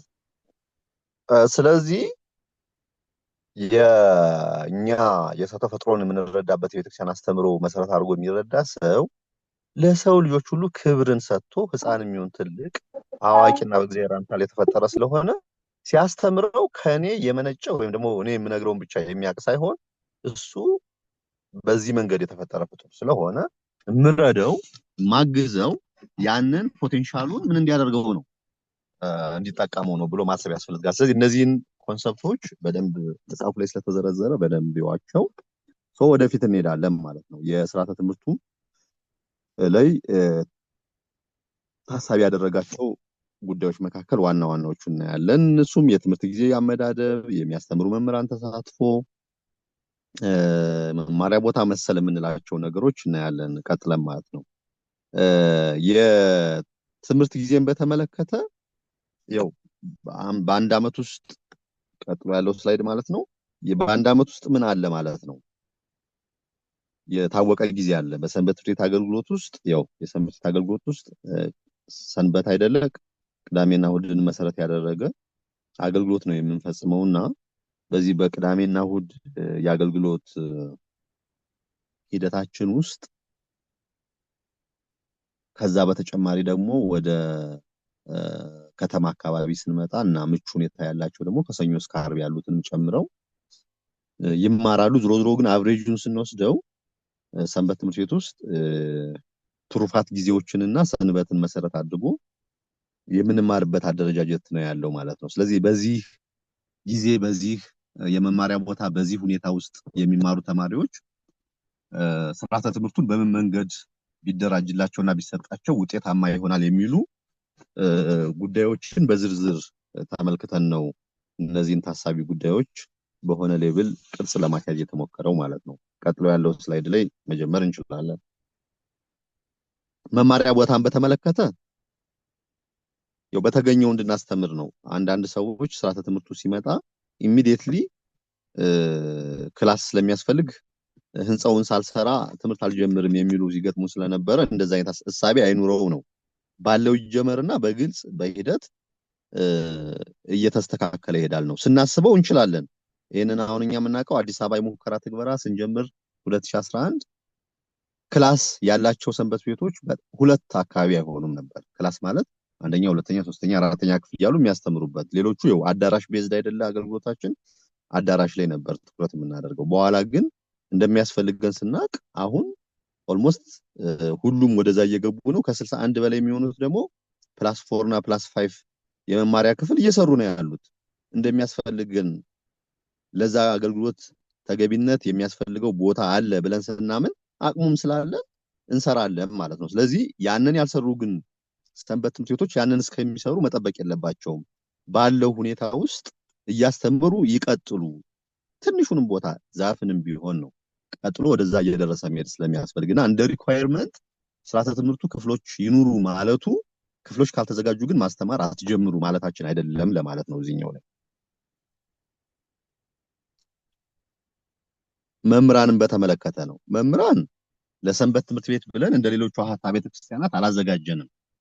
ዋናው መሰረቱ እኛው ራሳችንን በሰንበት ቤት ያደግን ወንድሞች እህቶች በበጎ ፈቃዳችን በዝንባሌያችንና ባገኘነው ስልጠና እናስተምራለን። ከዛ ሊቃውንት አባቶች ካህናት ያስተምራሉ። በግቢ ጉባኤ ሰልጥነው የመጡ በነገረ መለኮት ሰልጥነው የመጡ መምህራን ማስተማር ይችላሉ ነው። እንዲያስተምሩ ግን ጋይድ ተደርገው መጀመር መቻል አለባቸው። አንዱ እንግዲህ ፈተናችን አሁን እያየነው ያለነው በብዙ ጊዜ ስናስተምር የቆየነው ያው የሚታወቅበት አካሄድ ስላለ ከዛ ደግሞ ወደ ትምህርት ነው እያመጣ ነው ያለው። ትምህርትና ስብከት ያው ይለያያሉ። ትምህርት የታወቀ ዓላማ፣ ግብ፣ ምዘና፣ ውስን የሆነ ኮንቴንት፣ እድሜ፣ ኮንቴክስት ቤዝ አድርጎ የሚሰጥ ነው። ሞር ስብከት ሲሆን ደግሞ እንደምናውቀው ሰዎችን የእግዚአብሔርን መንገድ ለማሳየት ብዙ ነገሮችን በማንሳት በአንድ ሰዓት ውስጥ የሚነገርበት የምናነሳሳበት ወደ መንገድ ነው ብዙ ጊዜ የምንከተለው። አሁን ግን ትኩረት ማድረግ መቻል ያለብን ልጆች እድሜያቸውን አድርገው እንዲማሩ ስለሆነ እየፈለግን ያለነው በዛ እድሜን መሰረት አድርጎ ቀጣይነት ያለው ትምህርት ሲሰጥ ደግሞ የተመጠነና ትምህርት ቤዝድ ሆኖ እንዲሰጥ ይፈልጋል። ያንን እንዲረዱ ለነዚህ አካላት ማስገንዘብ አስፈላጊ ነው። በደንብ ተመጥኖ ቀስ በቀስ የሚሰጥ እንጂ በአንዴ የምናውቀውን ስለዛ ነገር ዕውቀት በሙሉ ለልጆቹ የምናደርስበት መንገድ አይደለም ነው።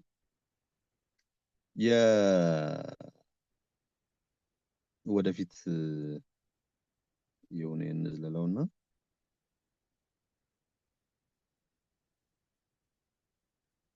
ኦኬ ከእንትኖቹ መሃል ሚስፕለስድ የሆነውን ፒፒቲ ነው የላኩልህ ማለት ነው። ይሁን ይሄኛው ምንድነው እዚህ ጋር የሚያሳየው የሰንበት ትምህርት ስርዓት ሰንሰለትን ነው በቀላሉ ለማስረዳት ቅድም መግቢያ ላይ ያነሳሁትን ሰመራይዝድ ነው የሚያደርገው።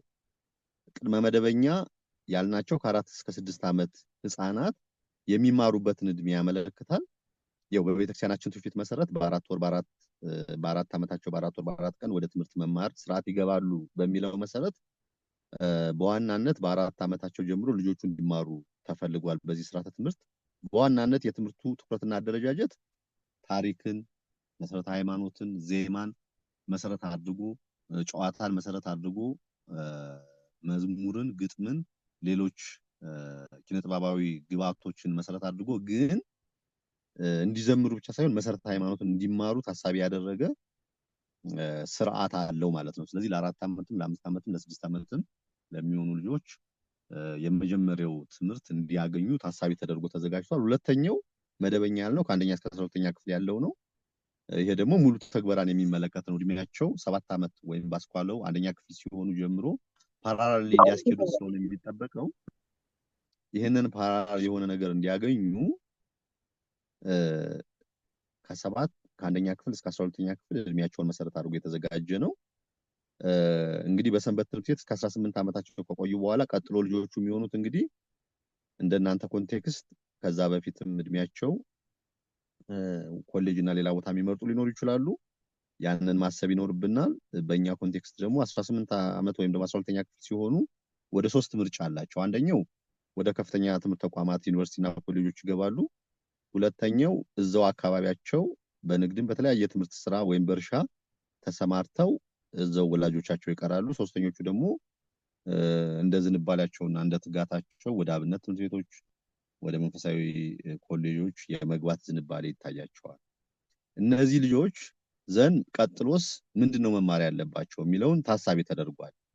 ወደ ዩኒቨርሲቲ የሚገቡት ወደ ግቢ ጉባኤ የሚማሩት የማህበረሰብ ሳይንስ ስርዓተ ትምህርት ከዚህ ጋር አላይን እና ኮንቲኒቲ ያለው እንዲሆን፣ ወደ አብነት ትምህርት ቤትና ወደ ኮሌጆች የሚገቡትም በተመሳሳይ መልኩ ያንን ታሳቢ አድርጎ እንዲሰራ እነዚህን ስራዎች ኦሬዲ አብረን ጀምረናል ማለት ነው። የሰንበት ቤቱን ስርዓተ ትምህርት ማዘጋጀት እንዳለው ሆኖ ሌሎች የትምህርት ማፍሪያ ተቋማትን ከዚህ ሰንሰለት ጋር ግንኙነት እንዲኖረውና አብሮ ኮንቲኒቲ ያለው ለአንድ ቤተክርስቲያን አይደለ አንድ ክርስቲያን የሚሰራው። ስለዚህ ኮንቲኒቲ እንዲኖረው ተቋማቱ የተለያዩት ስራ እንዲሰሩ ነው እንጂ የተለያየ ዓላማ ስላላቸው ስላልሆነ ዓላማቸው አንድ ስለሆነ ያንን ኮንቲኒቲ የማስጠበቅ ስራዎች ታሳቢ አድርጓል ማለት ነው። የሰንበት ቤቶች ስርዓተ ትምህርት ሰንሰለት ስንመለከት ከዛ ውጭ ተጓዳኝ ወቅታዊ ጉዳዮች ክስተቶች ደግሞ አሉ። እኛ መደበኛውን ትምህርት ብናስተምር የምንኖርበት ዓለም ደግሞ ይዞብን የሚመጣው ልዩ ልዩ ፈተና አለ። እነዛን ልዩ ልዩ ፈተናዎች ደግሞ በሆነ ሌብል በትምህርቱ ውስጥ ኮንሲደር እንዲደረግ የተደረገ ሲሆን ከዛ ውጭ ግን በየጊዜው የሚከሰቱትን ክስተቶች ደግሞ በስልጠናና በህይወት ክህሎት ልምምድ ውስጥ እንዲያገኙትም ታሳቢ አድርጓል ማለት ነው። ከዛም በተጨማሪ በአስኳላው ትምህርት የሚያገኟቸው በጣም አደናጋሪ ዕውቀቶችና ትምህርቶች አሉ። እነዛ አደናጋሪ ዕውቀቶችና ትምህርቶች በተቻለ መጠን መልስ የሚያገኙበትን አሰራርም ለመፍጠር እንዲሁ ታሳቢ ተደርጓል። እንዲሁ በጣም አንዱ ቀላሉና ብዙ ጊዜ ምን የተታለንበት የቆየ ነው። እኛ ስለ ኦጾት ወይም ደግሞ ክርስቲያናዊ ጋብቻ መሰል ነገሮች የምንነግራቸው 18 ዓመት ካለፋቸው በኋላ ነው ልጆቹ። እነሱ ግን እሱን የሚማሩት ገና 5-6ኛ ክፍል እያሉ ነው። ስለዚህ ሌላው ካስተማራቸው በኋላ ነው እኛ የምንነግራቸው ወይም ደግሞ መሰረታዊ ነገሩን ካጡት በኋላ። እሱ እንዳይሆን ከታችኛው ክፍል ጀምሮ ስለ ንጽህና እና ስለ ድንግልና እንዲሁም ስለ ኦርቶዶክሳዊ የጾታ ትምህርት ደረጃ በደረጃ እያገኙ ቢሄዱ ግን ራሳቸውን የሚጠቁሙበትን መስመር መዘርጋት ታሳቢ ያደረጉ ክሮስ ሴክሽናል የሆኑ ወይም ደግሞ ቤዚካሊ በሚኖሩበት ልጆቹ ተማሪዎቹ በሚኖሩበት ዓለም ውስጥ በትምህርት ቤታቸው እና በአካባቢያቸው የሚያገኟቸው ተገቢ ያልሆኑ ዕውቀቶች በሃይማኖታቸው ላይ እንቅፋት እንዳይፈጥርባቸው የሚረዳ ጉዳይንም ታሳቢ አድርጎ የተዘጋጀ ነውና በምዕላት አንድ ኦርቶዶክሳዊ ሰው በህፃንነቱ ተወልዶ ከመጣበት ጊዜ ጀምሮ እስከ መጨረሻ የተሟላ ቤተሰብ መምራት እስከሚችልበት ድረስ ያለውን ሂደት ታሳቢ አድርገን መስራት አለብን ነው አተያዩ ማለት ነው። ለዚህም አሁን በአዲሱ ስልታዊ ቅድ እያዘጋጀ ነው ባለነው የሰንበት ቤቶች ውስጥ ማድረግ አንዱ እንደ ስትራቴጂ እያየን ያለ ነው። አንድ ልጅ ወደ ክርስትና መጠመቅ ሲመጣ ከዛን ጊዜ ጀምሮ ሰንበት ቤቶች ማግኘት አለባቸው ወላጆች። ከዛ መረጃ ሰጥተው ልጁ ወደ ቤተክርስቲያን የሚመጣበት እድሜን ጊዜን ሲመጣ ምን ማድረግ እንዳለበት ይዘን ማስረዳት መቻል አለብን። የመጡትን ብቻ ይዘን ብቻችን እየዘመርን እስከመቼ እንደምንኖር እንደማንሳቀቅ ራሳችንን መጠየቅ መጀመር መቻል አለብን። ያለው ክርስቲያን ብዙ የምንኖረው ትንሾች እንዴት ይሆናል? ለአሕዛብ አስተምሩ ተብሎ የተላከ ክርስቲያን የራሱ የመጡለትን ራሳቸው በፍቃዳቸው ክርስትና ለመነሳት የመጡትን አግኝቶ አናግሮ ባለቤት ተማሪ ያለማድረግ እኮ በስማ ብቸኛ ሰዎች ምንሆን ይመስለኛል በእኛ ዘመን ማለት ነው። ግን መጽሐፍ ያለን የማያምኑትን ሁሉ ፈልገን እንድናስተምር ነው። እንኳን አይደለም በእግራቸው መጥተው ፈልገው ተጠምቀው የመጡ ሰዎችን ራሳቸው በመጡበት አግኝቶ አናግሮ ኦሪየንት አድርጎ ወደ አገልግሎት ማሰማራት ይቅርና ኤኒዌይ ኢን ዘ ኒር ፊውቸር የምንመኘው የሰንበት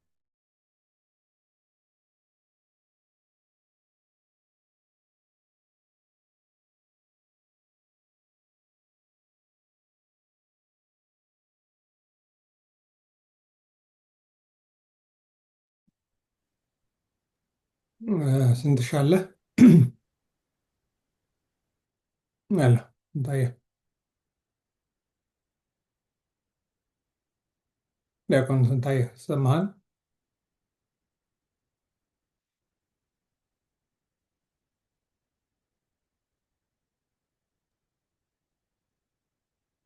ጥሩ እስኪ መለስ እስካሁን እየተከታተልን ያለውን እንግዲህ እየሰማን ያለ ነው። ምናልባት የሰንበቴቶች ካሪኩለሙ ዝግጅት ጀምሮ የት ደረጃ ነው ያለው፣ ምንድነው ታሳቢ የተደረገው የሚለውን ለማብራራት ነው። ያው መሰረታዊ የሆነ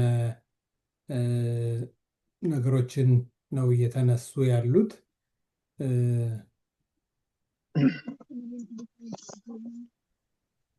ተመለስክ? ስለዚህ እይታውን በደንብ መገንዘብ ያስፈልጋል። ይሄን ዛሬ ኢሚዲየትሊ ላይሆን ይችላል፣ ግን እንዳልኳችሁ በሂደት ስራዎቹን እየሰራን በሄድን ቁጥር ወደዚህ ደረጃ ለመድረስ ነው ታሳቢ የተደረገው የሚለውን ለማሳየት ነው። ሰው ወደፊት ስንሄድ ቅድም ወደ ጀመርነው ታሳቢ ያደረጋቸው ጉዳዮችን ቦታን አይተናል፣ ጊዜን አይተናል ማለት ነው። መምህራን አይተናል፣ ቦታና መምህራን ተመልክተናል።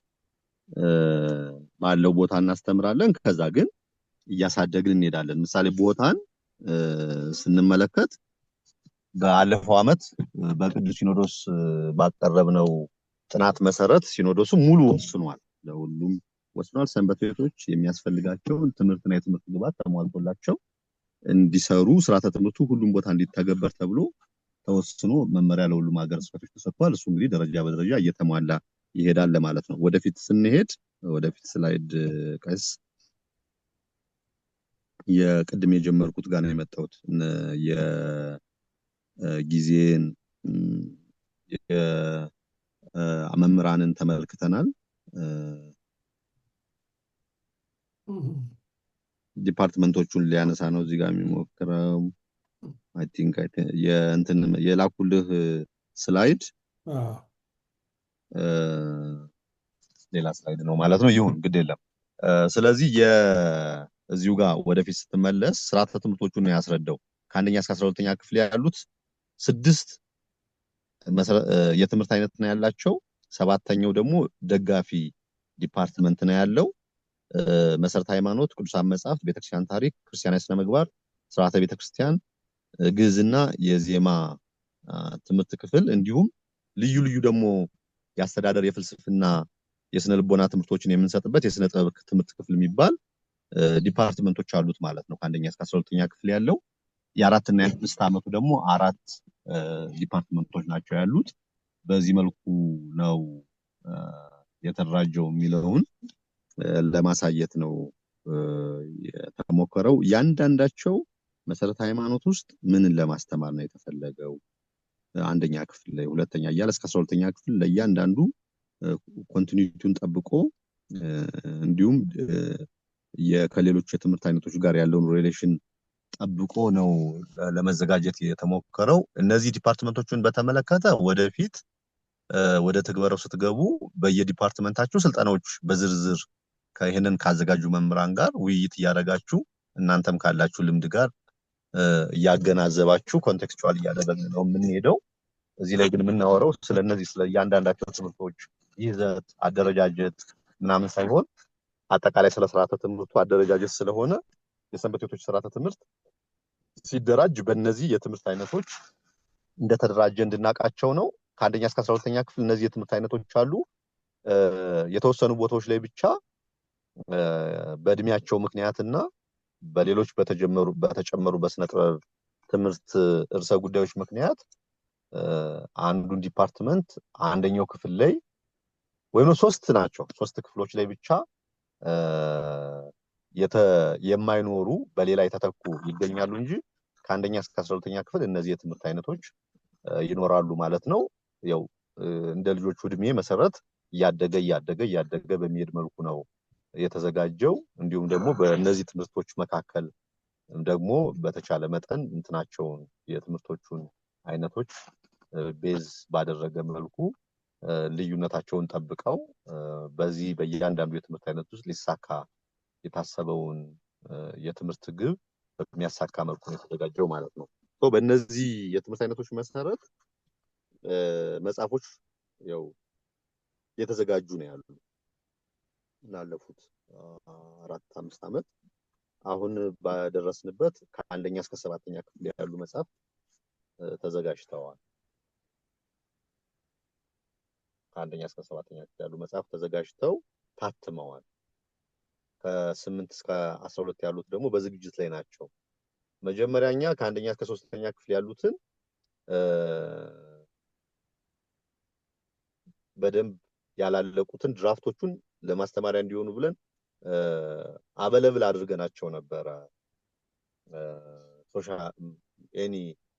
ስስ ቅጁን ሁሉም ሰው እንዲያገኛቸው አድርገን ነበር። በኋላ ስንመለከት ስናሳድጋቸውና ስናስተካክላቸው የተስተካከለውን ሰው አያይም።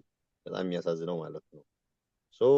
ከ5ኛ ክፍል በኋላ ከ4ኛ ክፍል በኋላ ያሉትን ትተናቸዋል። ድራፍቱ ዝም ብሎ የዛሬ 4 ዓመት የነበሩ ድራፍቶች ናቸው እንጂ ያሏቸው ሰዎች ትክክለኞቹ መጽሐፎች የሏቸውም። ስለዚህ የታተመውን ስስ ቅጅ መጀመሪያ ማስለመድ አለብን። ከዛ በኋላ መልሰን ስስ ቅጁን ማድረስ አለብን። ለምን ልማዳችን ለምን እንደሆነ አይታወቅም። የመጀመሪያ ነገር ላይ ይዞ የመቆም ትምህርት ደግሞ እንደምታዩት ውስብስብ ነገር ስለሆነ በየሂደቱ የሚያድግ የሚሻሻል የሚስተካከል በደንብ እያየነው በሄድን ቁጥር ቀደም ያልኳቸው የተለያዩ ባለሙያዎች ባዩት ቁጥር ክርክር ተደርጎ የሚስተካከል ነገር ነው መጽሐፍ እስከሚሆን ድረስ ማለት ነው።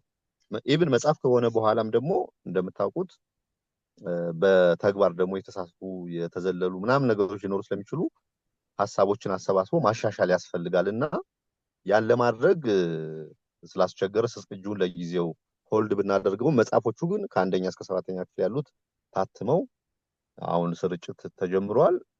ከዛ ከ8 እስከ 12 ያሉትንም በዚህ ቀጣይ 3-4 ወር ውስጥ የመጨረሻ አርቶስ ስራ ተሰርቶላቸው ይጠናቀቃል። 2018 ላይ የዝግጅት ምዕራፍ እንጨርሳለን ነው።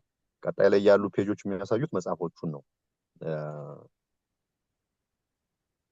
የተዘጋጁት መጽሐፍ ከአንደኛ እስከ 4ኛ ክፍል ያሉ በየትምህርት አይነቱ ያሉ መጽሐፎች አዘገጃጀት ቅዱስ ሲኖዶስ ከወሰነው ውሳኔ ጀምሮ ይሄኛው የምታዩት 2011 ላይ መምሪያ ያልኳችሁ የስርዓተ ትምህርቱ ፖሊሲ ነው ይሄኛው። ከዛ ቀጥሎ ግን በዚህ መምሪያ መሰረት ቀጥሎ ያሉ ስላይዶች ላይ ያሉት መጽሐፎቹ ናቸው። አንደኛ፣ ሁለተኛ፣ ሶስተኛ፣ አራተኛ፣ አምስተኛ፣ ስድስተኛ ክፍል ላይ ያሉት ነው። አሁን እነዚህ ከአንደኛ እስከ 4ኛ ክፍል ያሉት መጽሐፍት በበዓለ ጰራቅሊጦስ ባለፈው ዓመት ቅዱስ ፓትርያርኩን ጨምሮ ከየሀገረ ስብከቱ የተወከሉ የሰንበት ቤት ተወካዮች ባሉበት ስናስመርቅ የሚያሳይ ነው። ከአንደኛ እስከ 4ኛ ክፍል ያሉት መጽሐፍት በከለርድ ነው የታተሙት። ጥሩ ነው፣ ተደራጅተዋል። መጀመሪያ ላይ ያያችኋቸው ስስ ቅጆች ግን አይደሉም። በጣም ተሻሽለዋል በብዙ መንገድ ማለት ነው። እነዛ ጀስት ድራፍት እየተደረጉ ገና ፈርስት ድራፍት ነበሩ። ከዛ 3 የዝግጅት ምዕራፎቹን አልቆ 4ኛው ላይ ነው መጽሐፉ ነው የወጣው ማለት ነውና ያን ታሳቢ ማድረግ ያስፈልጋል። እነዚህ ከ1 እስከ 4 ያሉት መጽሐፍት ባለፈው ዓመት ነው የጨረስናቸው። ቀጥሎ ያሉት ከ5 እስከ 8 ያሉት ደግሞ በዚህ ዓመት ነው ባለፈው በሰኔው በዓለ ጰራቅሊጦሳችን ሰኔ 1 ላይ ያስመረቅ ነው። ስለዚህ አሁን እግዚአብሔር ይመስገን ከአንደኛ እስከ 7ኛ ክፍል ያሉ መጽሐፎች ለስራ ለአገልግሎት በመሰጠት ላይ ይገኛሉ ማለት ነው። ከ8 እስከ 12 ያሉት ደግሞ ዝግጅት ላይ ነው ያሉት። አሁን በነገራችን ላይ ከረንትሊ ከ30 ሀገረ ስብከት ኢትዮጵያ ቅድስት ሥላሴ መንፈሳዊ ኮሌጅ ወደ 200 ምናምን የሚሆኑ የሰንበት ቤት ተተኪ አመራር የአሰልጣኞች ስልጠና የሁለት ሱባኤ 14 ቀን ስልጠና እየተሰጠ ነው ያለው። በዛ ሂደት ውስጥ እንግዲህ ብዙ ስራዎች ይሰራሉ። አንደኛው ግብዓቶችን ማሰባሰብ፣ ትምህርት በተግባር የሚያስተምሩ መምህራን ስለሆኑ በየአካባቢያቸው ያለውን እውቀት እናገኛለን እኛ ከምንሰጠው መረጃ እውቀትና ስልጠና በተጨማሪ እንዲሁም ደግሞ የተለያዩ ቋንቋዎች ላይ ደግሞ የመተርጎም ፕሮግራም ይዘናል። በተለይ በእንግሊዝኛ፣ በአፋን ኦሮሞ፣ በትግረኛና በሌሎች አሁን ጀርመንና ስዊዲሽም ተጀምሯል። እነዚህን የትርጉም ስራዎችን በተደራጀ መልኩ የመስራት ፍላጎት አለን። ይሄንን የምናደርገው ከማን ጋር ሆነን ነው? በየሀገረ ስብከቱ ካለው ቋንቋ ጋር መሰረት አድርገን በዛ የሚያስተምሩ መምህራንን ኮሌክት አድርገን በጋራ አድርገን ነው የማዘጋጀት ስራ የምንሰራው። ስለዚህ እናንተ ጋር አሁን በዚህ ክረምት የእንግሊዝኛው ትርጉም ስለተጀመረ እናንተ ጋር ጥሩ ኤክስፒሪየንስ እና ልምድ ያላቸው መምህራንን በመስፈርት መሰረት ለይተን ተሳተፋላችሁ ማለት ነው።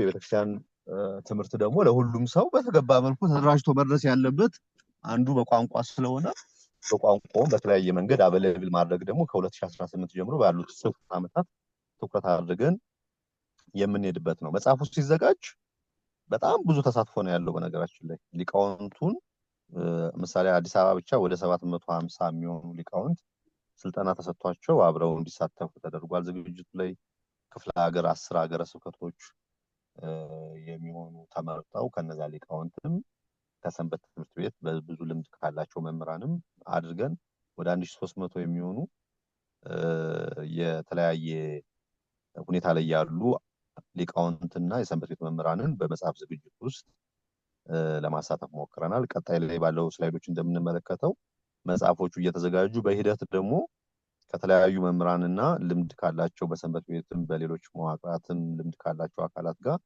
ግብዓት የማሰባሰብ መረጃዎቻችንን የማጥራት አካሄዶቹ ላይ ልምዶችና እውቀቶችን የማካፈል ስራዎች በተደጋጋሚ ተደርጎበታል። የዚህ መጽሐፍ ዝግጅት ማለት ነው። ከዛ በኋላ ነው እንግዲህ ለሁሉም ሀገረ ስብከቶች ተግባራዊ እንዲያደርጉት በጠቅላይ ቤተ ክህነቱ ዋና ስራ አስኪያጅ እንዲወርድ ያደረግነው ማለት ነው። አሁን ያንን ተከትሎ ደረጃ በደረጃ ሁሉም ጋር ለመድረስ መጀመሪያ እስከ 12ኛ ክፍል ያለውን ማዘጋጀት አለብን የሚል ትኩረት አድርገን ነው እየሰራን ያለነው እስከ 2018። ከዛ ቀጥሎ ባሉት ዓመታት ደግሞ እንደዚህ አይነት ክትትሎችን እያሰፋን እንሄድና ሁሉም ቦታ ላይ ተደራሽ እንዲሆን ትኩረት አድርገን የምንሰራ ነው የሚሆነው ማለት ነው።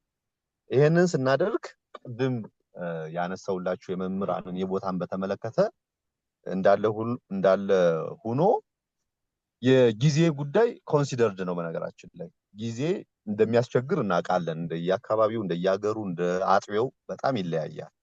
ያንን እንዴት አድርገን ነው የምናሳካው ስንል ስታንዳርዱን ይሄንን ስርዓተ ትምህርት ይዘን እንደየሀገረ ስብከቱ ተጨባጭ ሁኔታ ደግሞ እያጠናን የምናሻሽላቸው ነገሮችን እያሻሻልን ግን ወጥ መሆን ስላለበት ወደኛ መጥቶ እየጸደቀ እየተፈቀደለት እንደ ኮንቴክስቱ የሚሻሻሉ ነገሮች እየተሻሻሉ ይሄዳሉ የሚል ሐሳብ ይዘን ነው በ2016 ቅዱስ ሲኖዶስ ውሳኔ ላይ ወጣቱ ትውልድ በእምነት ጸንቶ ቤተክርስቲያንን አስተምሮ በእውቀትና በመግባር የታነጽ ዘንድ በሰንበት ቤቶች ማደራጃ መምሪያ የተዘጋጀው የቀረበው ስርዓተ ትምህርት በሁሉም የቤተክርስቲያኗ መዋቅርና አብያተ ክርስቲያናት ዘንድ ተግባራዊ እንዲሆን ጉባኤ ወስኗል የሚል የስብሰባ ውሳኔ ከተሰጠ በኋላ በአቋም መግለጫ ሁሉ አውጥተውታል። አስተውላችሁ ከሆነ ማለት ነው።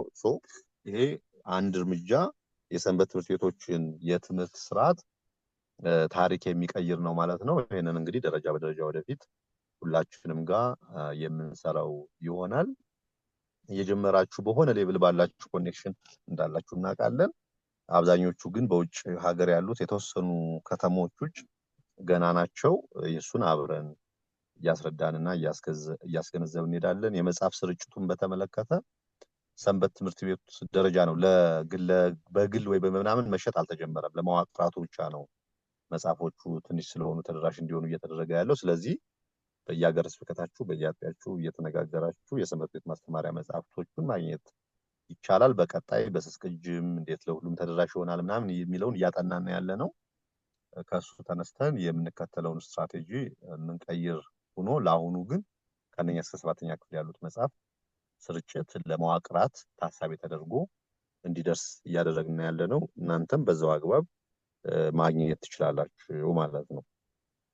ስለዚህ የዚህ ሰንበት ትምህርት ቤቶቹ ስርዓተ ትምህርት አደረጃጀት ጠቅለል አድርገን ስናየው ይሄንን ይመስላል። የመጽሐፍ ዝግጅቱ የደረሰበት ይሄንን ነው የሚመስለው። ስለ እያንዳንዳቸው ዝርዝር ግን መረጃ እንዲኖራችሁ የስርዓተ ትምህርቶቹን ኮንቴንቶች ሙሉውን አቬለብል ናቸው። በሶፍት ኮፒም ያልደረሳችሁ ሼር እናደርጋችኋለን። እንደገና ደግሞ መጽሐፍም አለው መምሪያው ከመጽሐፎቹ ከማስተማሪያ መጽሐፎቹ ባለፈ አሁን ያነሳውላችሁን ፖይንቶች በዝርዝር የያዘው የስርዓተ ትምህርት ጋይድላይን ፖሊሲውም መጽሐፍ ሆኖ ስላለ እሱንም በሃርድ ኮፒ ማግኘት ይቻላል። ግን ይዘቶቹን በተመለከተ ደግሞ ከአንደኛ እስከ 12ኛ ክፍል ያሉትን ዝርዝር ይዘቶች ደግሞ በስስ ቅጂዎችም ስላሉ እነሱን ሼር ስለምናደርጋችሁ በደንብ መመልከት ይቻላል ማለት ነው። በዚህ የስርዓተ ትምህርት አደረጃጀት መሰረት እንዴት ነው ተግባራዊ የምናደርገው በየአካባቢያችን? የማስተማር ስነ ዘዴያችን ምን ይሆናል? ትምህርት እቅዶቹ እንዴት ይዘጋጃሉ?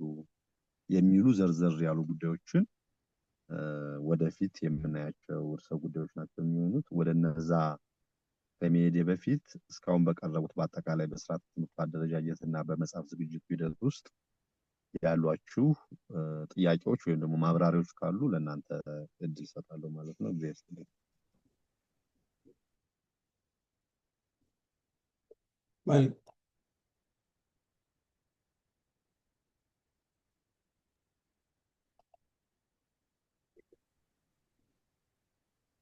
ይሰማል? ይሰማል። መልካም፣ እግዚአብሔር ይስጥልን። ምናልባት ዲያቆን ዶክተር ስንታየውን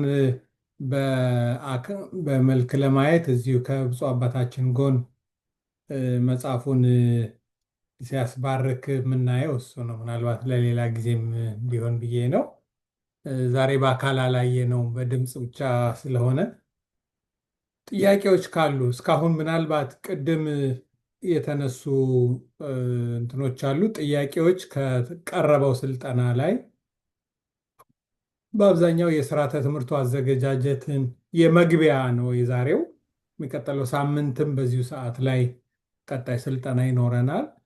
ግን ዛሬ አጠቃላይ ሃይ ሌቭል የሆነ ካሪኩለሙ እንዴት ተዘጋጀ፣ አስፈላጊነቱ እንዴት ነበረ፣ በምን መንገድ ተቀረጸ የሚለው ላይ ነው ገለጻ የቀረበው። ምናልባት እኔ ጥያቄ ለመጀመር ስንታየው ባለፈው በእርግጥ ለእኔ ሼር ያደረከኝ ዶክመንት አለ። ምንድን ነው የአንደኛ ክፍልን አሁን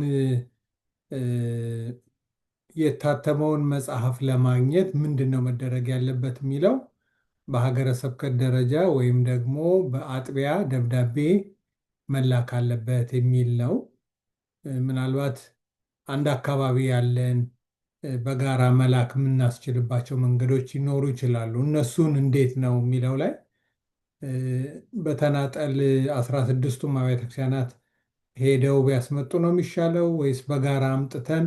የተወሰነ ኮስትም አለው። ስለሱ ትንሽ ገለጻ ቢደረግ የሚል ሀሳብ ነው ያለኝ። አንደኛው ጥያቄ እሱ ነው።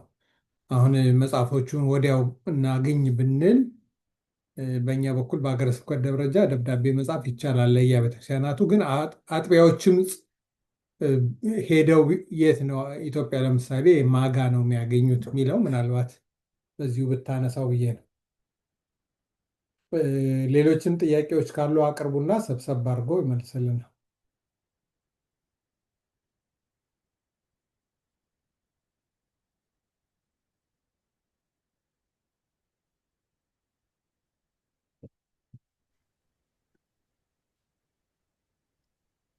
ጥያቄ ይቻላል? ቀጥል። እሺ፣ በስርዓት እባላለሁ። እዚህ ከፖርትላንድ ነው።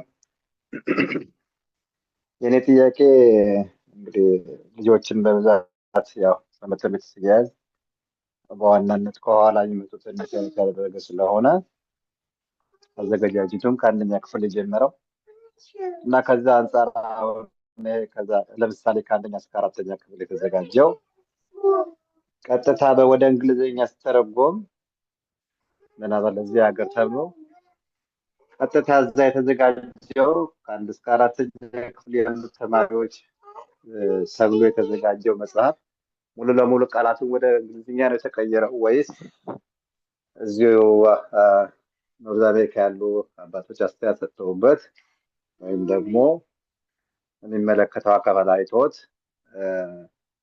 እንደየ አሁን ትምህርቱ የቤተክርስቲያን ትምህርት ቢሆንም በተመሳሳይ ነባራዊ ሁኔታውን ከግምት አቅምም ከግምት ያስገባ ተደርጎ ነው ወይ የተተረጎመው ወይስ ቀጥታ ቃላቱን ብቻ ነው የተተረጎመው የሚል ነው ጥያቄ። አመሰግናለሁ። እግዚአብሔር ይስጥልን። ብስራት ተስፋዬ እጅ አውጥተህ ነበር? አዎ ምናልባት ሀሳቤን በተወሰነ ብስራት ነካክቶታል። ይፍቱኝ ባርኩኝ አባታችን። በቅድሚያ ዶክተር ዲያቆን ስንታየውን ከልብ እናመሰግናለን ስለ ጊዜውም ስለ ገለጻውም እና ምናልባት ከብስራት ጋር ተመሳሳይነት ያለው ጥያቄ ሆኖ ያው ትራንስሌሽኑ ላይ እንዳለ ሊመጣበት ይችላል። እሱ ጥያቄ ግን ኢቨን ራሱ ፕሪፓሬሽኑ ይሄኛውን ካሪኩለሙ በዚህ በወጥነት ከአንደኛ ክፍል ጀምሮ እስከ 7ኛ ከዛ ደግሞ ቀጣይ ከ8 እስከ 12 ብለን ያልነው ዝግጅት ሲካሄድበት የየሀገራቶቹን ስፔሻሊ ያው ብስሬ ኖርዝ አሜሪካን በእንግሊዘኛ በሚለው ዳይሬክት ትራንስሌሽኑ ላይ ፎከስ አድርጎ ስለጠየቀ እንጂ ነው።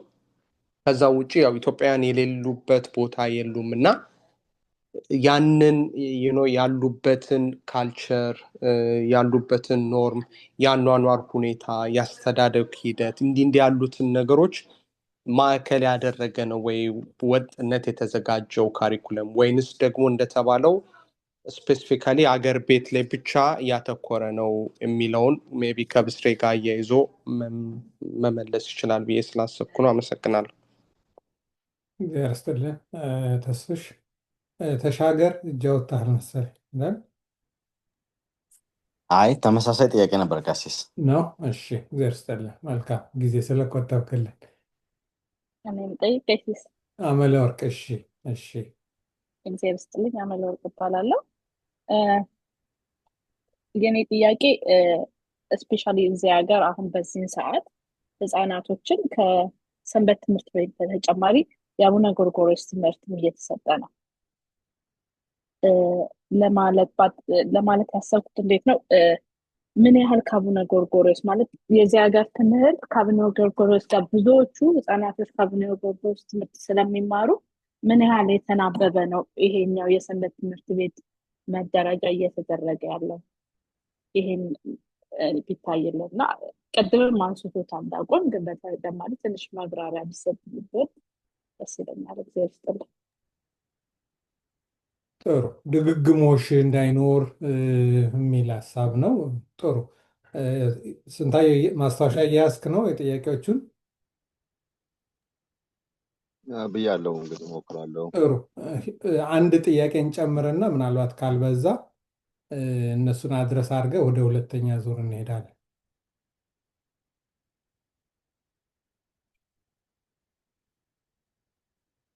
ጥሩ ሌላ እጅ ያወጣ ስለሌለ አድረስ አድርጋቸው። መልካም። ከዚህ ከመጽሐፍ ስርጭቱ ጋር ተያይዞ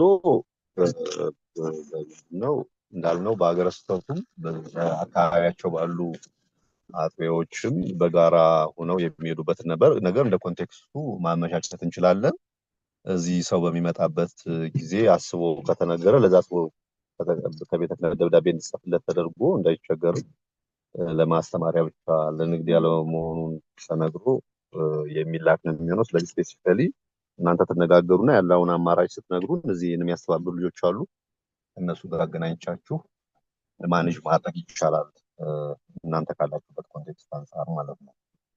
ከመጽሐፍ ዝግጅቱ ጋር ተያይዞ የተነሳው ጥያቄ ጥሩ ተገቢነት ያለው ነው። ምንድነው ፖይንቱ? ቅድም ለማብራራት እንደሞከርኩት ትምህርቶቹ በየትኛውም ቦታ ያሉ የቤተክርስቲያኗን ልጆች ታሳቢ ያደረገ ነው። በመሰረታዊነት እስከ 80% የሚሆነው ያ ኮንሲደርድ ነው የተዘጋጀው ለሁሉም በየትም ቦታ ትገኝ ለቤተክርስቲያን ክርስቲያን ለሚሆኑ እንኳን ለኢትዮጵያውያን ከኢትዮጵያም ውጭ ላሉ የቤተክርስቲያን ትምህርት የቤተክርስቲያን ስርዓት የቤተክርስቲያንን ኤኒ ነገር የሚያውቁት በዚህ መንገድ ነው። ፋክቱም እውቀቱም እውነቱም ይሄ ነው። ከዛ በኋላ ግን እንዳነሳችሁት ኮንቴክስት ቤዝድ የሆኑ የህግ የፖሊሲ የአኗኗር የባህል የቋንቋና መሰል ልዩነቶች አሉ። እነዛ ልዩነቶች የሚስተናገዱበት አግባብ አለው ነው ቅድም እንዳልኳችሁ 2018 ላይ ትኩረት አድርገን የትርጉም ስራ ስናስብም በዚህ ዓመት አሁን ክረምት ላይ እንጀምራለን ብለን ዝግጅቶችን ጨርሰን እየለየን ያለ ነው። በዛ ሂደት ውስጥ 3 አካላት ይሳተፋሉ። አንደኛው ኦልሬዲ ቋንቋውን ትራንስሌት የሚያደርጉ ሰዎች ይኖራሉ። ሁለተኛው ደግሞ ኮንቴክስት ቤዝድ የሆኑ ግብዓቶችን የሚሰጡ አካላትን ማሳተፍ ግዴታ ነው። መምህራን አንዱ ናቸው። የሰንበት ቤቶች አመራሮች፣ ወላጆች እና ሌሎች በሰንበት ቤት በማስተማር እና ኢንጌጅ በማድረግ እውቀት ያላቸው አካላት ይሳተፋሉ።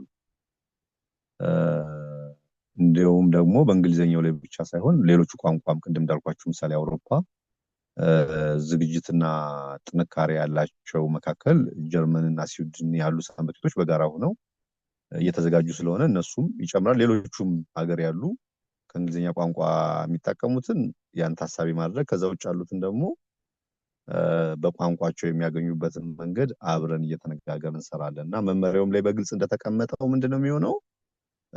አንደኛ የዛን ምሳሌ ጀርመን ወይ ስዊዲሽ ብንል በጣም ሲምፕል ነው። በቃ የስዊዲሽ ኮንቴክስት ይታወቃል፣ ባህላቸው ይታወቃል። ኮንሲደር ተደርጎ ሲተረጎም ልዩ ሁኔታዎችን እዛ መጽሐፉ ላይ በግልጽ ተቀምጠው ይመጣሉ። እንግሊዘኛ ሲሆን በሁለት መንገድ ነው የሚስተናገደው፣ ልክ እንደ አማርኛው እንደ ኦሮሞኛው ማለት ነው። ለምን ኮንቴክስቱ ሰፊ አይደለ?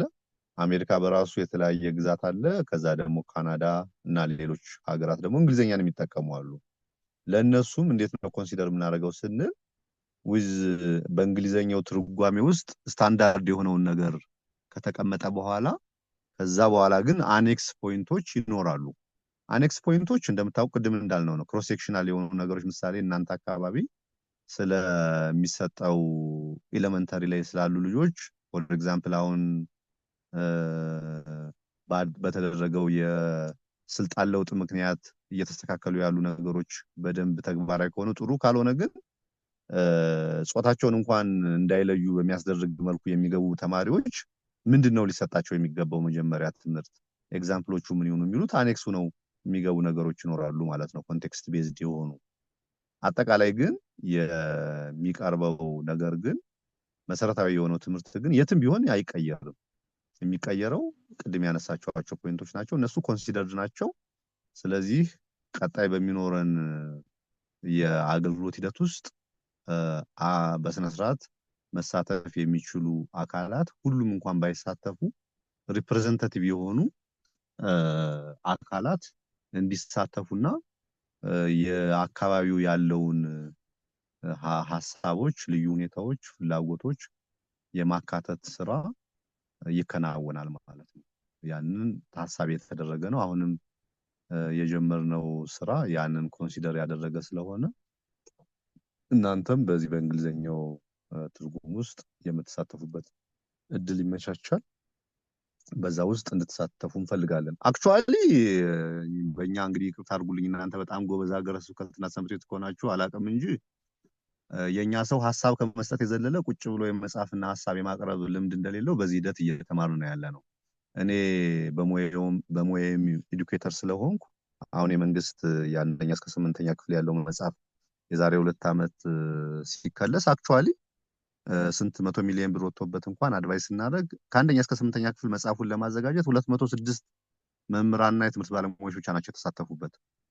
የኛ ከ1300 በላይ ነው ለማሳተፍ የሞከርነው። የትኛውም ስራ ሲሰራ በሪፕሬዘንታቲቭ እንጂ ሁሉንም አካል ማሳተፍ እንደማይቻልም ኮንሲደር ማድረግ ያስፈልጋል።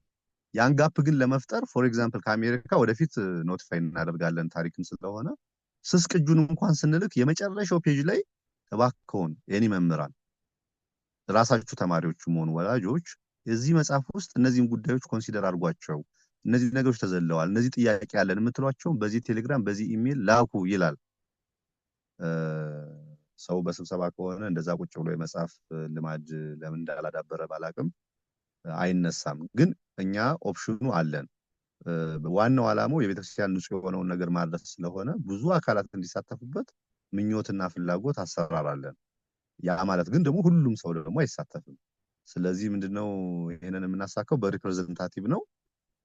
እናንተ ጋም ቅድም እንዳነሳውላችሁ አሁን የእንግሊዝኛው ትርጉም እየተጀመረ ስለሆነ አደረጃጀቱ ልክ ክፍሎቹ ሊተረጎሙ መልክ ሲይዙ እናንተ ጋም ትርጉም ላይ ቀጥታ ትራንስሌሽን ላይ የሚሳተፉ ልጆች ትሰጡናላችሁ። እንደገና ደግሞ ኮንቴክስት ቤዝድ የሆኑ ጉዳዮችን በማካተት ውስጥ የሚሳተፉ ልምድ ያላቸው መምህራንም ትሰጡና ትሳተፋላችሁ ማለት ነው። በጣም ዌልካሚንግ እና ታሳቢ ያደረገ ስራ ነው ለማለት ነው። ሁለታችሁም ወንድሞች ያነሳችሁት ሌላው ከዚህ ከትምህርት አሰጣጥ ጋር ተያይዞ በአቡነ ጎርጎርዮስ የሚሰጡ በሌሎች የሚሰጡ ምናምን አሉ የሚለውን እሱ ሂደታዊ ስራ ነው። የሰንበት ቤቶች አገልግሎት እንዴት ነው የሚሰጠው? ያው እንደየሀገሩ እንደየአካባቢው በጣም ውስብስብ ነገር ስላለው እነዛን ውስብስብ ነገሮች ኮንሲደር እያደረግን እያሻሻልን መልክ እያስያዝን እንሄዳለን። ግን የምናደርገው በጣም ግልጽ መሆን ያለበት እንደ ድሮ ጅል አንሆንም። ከሌንዲ ነው ያደረገው ይሄ በዚህ ነው በሚል አይሆንም። በማሳመን ነው እየተማመንን ለአንዷ ቤተክርስቲያን ልጆቹ ተገቢ የሆነ ትምህርት እንዲያገኙ እኛ ሌላ ስናወራ ልጆቹ የት እንደደረሱ አይተናል። ሰው መሳቀቅ አለበት። በነገራችን ላይ ለምን ሃይማኖታቸው እንዲህ ነው ብለን የምንነቃቸው ፕሮቴስታንትና ሌሎቹ እንኳን ምን ያህል እንደሚሰሩ እናውቃለን። እኛ ግን ምን ላይ እንዳለን ደግሞ ይታወቃል። ስለዚህ ኤኒ እንቅስቃሴዎች የሚሰጡ ትምህርቶች በተለያየ መዋቅር የሚሰጡትን ነገሮች በሂደት ወጥ እያደረግን እያናበብን ነው የምንሄደው። እሱን አሁን ጀምረናል እኛ እዚህ ከኮሌጆቹ ጋርም ከማውርሳን ጋርም ከአብነት ትምህርት ቤቶቹ ጋርም እያጠናን ከዛ በሂደት ወደ እናንተም እየመጣ ይሄዳል ማለት ነው። አብዛኞቹ ከዚህ በፊት በተለያየ መንገድ የተጀመሩ ነገሮችን ሁሉም በቅናት ለቤተክርስቲያን ይጠቅማል ብሎ የሚያደርገው ስለሆነ እሱን ግን መልክ የማስያዝ የማናበብ የማዋሃድ ወጥ እያደረጉ መሄድ ይመጣል። ከዛ በፊት ግን የሚቀድመው ስታንዳርድ የማድረግ መስመር የማስያዝ ፖሊሲውን የማዘጋጀት መጽሐፎቹን የማዘጋጀት ካፓሲቴት የማድረግ ስለሆነ እሱ ላይ ነው ያለነው። በዛኛው ስቴጅ ላይም በተመሳሳይ መልኩ የያዝነው አሳይመንት ስለሆነ ፑሽ እየተደረገ እየተናበበ ወጥ እየተደረገ ስራውን መልክ እያስያዝን እንሄዳለንና ኮንሲደርድ ነው። በሂደት ደግሞ የበለጠ ጥሩ እየሆነ ይሄዳል የሚል ሐሳብ ነው ያለኝ። ይሁን ይስጥልን። እግዚአብሔር ያክብርልን። ምናልባት ቅድም አመለ የጠየቀችው ጥያቄ መጨረሻም ላይ ዲያቆን ዶክተር ስንታየው ያነሳው ላይ መሰረታዊ የቤተክርስቲያኒቱ መዋቅር አለ። የሰንበት ትምህርት ቤት ካሪኩለሙ ማለት ነው። አንዱ አንዱን የሚተካ አይደለም። አሁን ቅድም ቢነሳም አጋዥ የሚሆን ነው እንጂ የሰንበት ቤቱን አገልግሎት የማገዝ ነው እንጂ ያንን የሚተካ አድርገን እንዳናየው ማለቴ ነው። ለምሳሌ ወላጆች ቤታቸው ውስጥ ልጆቻቸውን ማስተማር ይኖርባቸዋል፣ ወይ ደግሞ ተሰባስበው በጋራ ተጨማሪ ማለት ነው። ለምሳሌ እንደዚህ አይነት ኢፈርቶች ቢኖሩ በሳምንት አንድ ቀን ብቻ የሚሰጠውን አገልግሎት የማስፋፋት የበለጠ የማገዝ ነው እንጂ አንዱን የሚተካ አድርገን እንዳናየው ማለት ነው። መሰረታዊነት በየአጥቢያችን በየአካባቢያችን ያሉትን ትምህርት ቤቶች የማደራጀት የማገዝ ስራውን የመስራት ስራ መሰረታዊ ነው። አሁን እንደተባለው ሌሎች ኢፈርቶች ቢኖሩ በቤተሰብም ይሁን በማህበር በተለያየ መንገድ የሚሰሩ ስራዎች አጋዥ ነው መሆን ያለባቸው። ይሄንን ካደረገ ያስፈልገውን መባል ላይኖርበት ይችላል ማለቴ ነው እና በዛ መልክ ቢታይም ግን እንደ አንድ የቤተክርስቲያን አካል ልጆቻችን በጋራ የሚያድጉበት እዚህ ዓለም ካለው ፈተና የሚድኑበትን ስራ መስራት ላይ የበለጠ ማተኮር ነው የሚኖርብን የሚለው እንድንይዘው ነው። ሌሎች ጥያቄዎች ካሉ ዘግይተን ስለጀመረን አንድ 10 ደቂቃ ይኖረናል። ምናልባት እሱን ጥያቄና መልስ እንድንጠቀምበት በሚል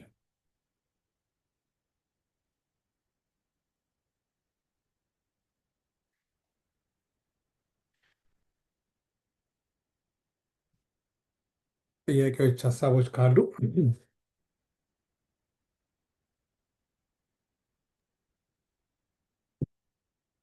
ወንድዬ ሀሳብ አለ?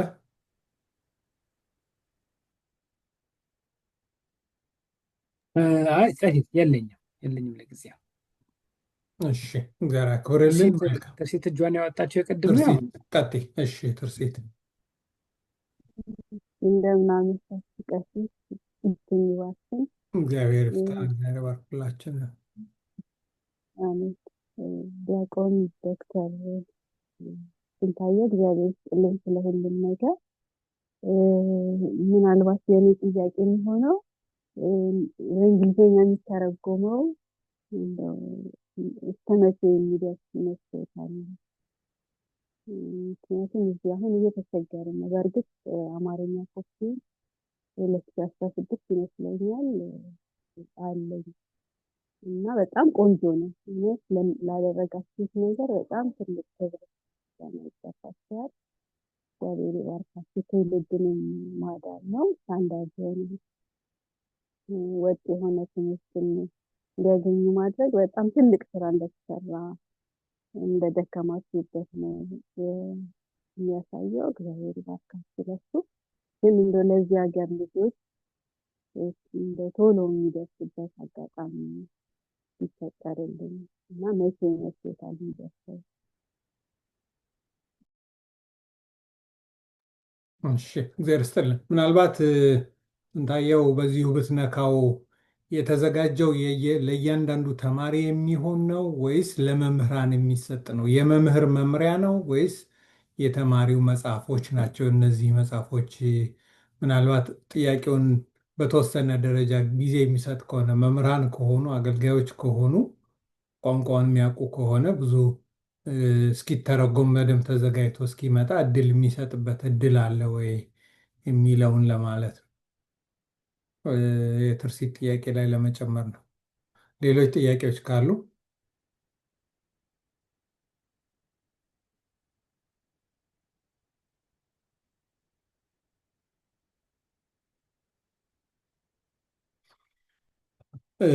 ጥሩ። ስንታየ ወደ አንተ እንመለስና ምናልባት የቀጣይ ክፍል 2 ስልጠና ምን ላይ ያተኩራል የሚለውን ብሪፍ አድርገህን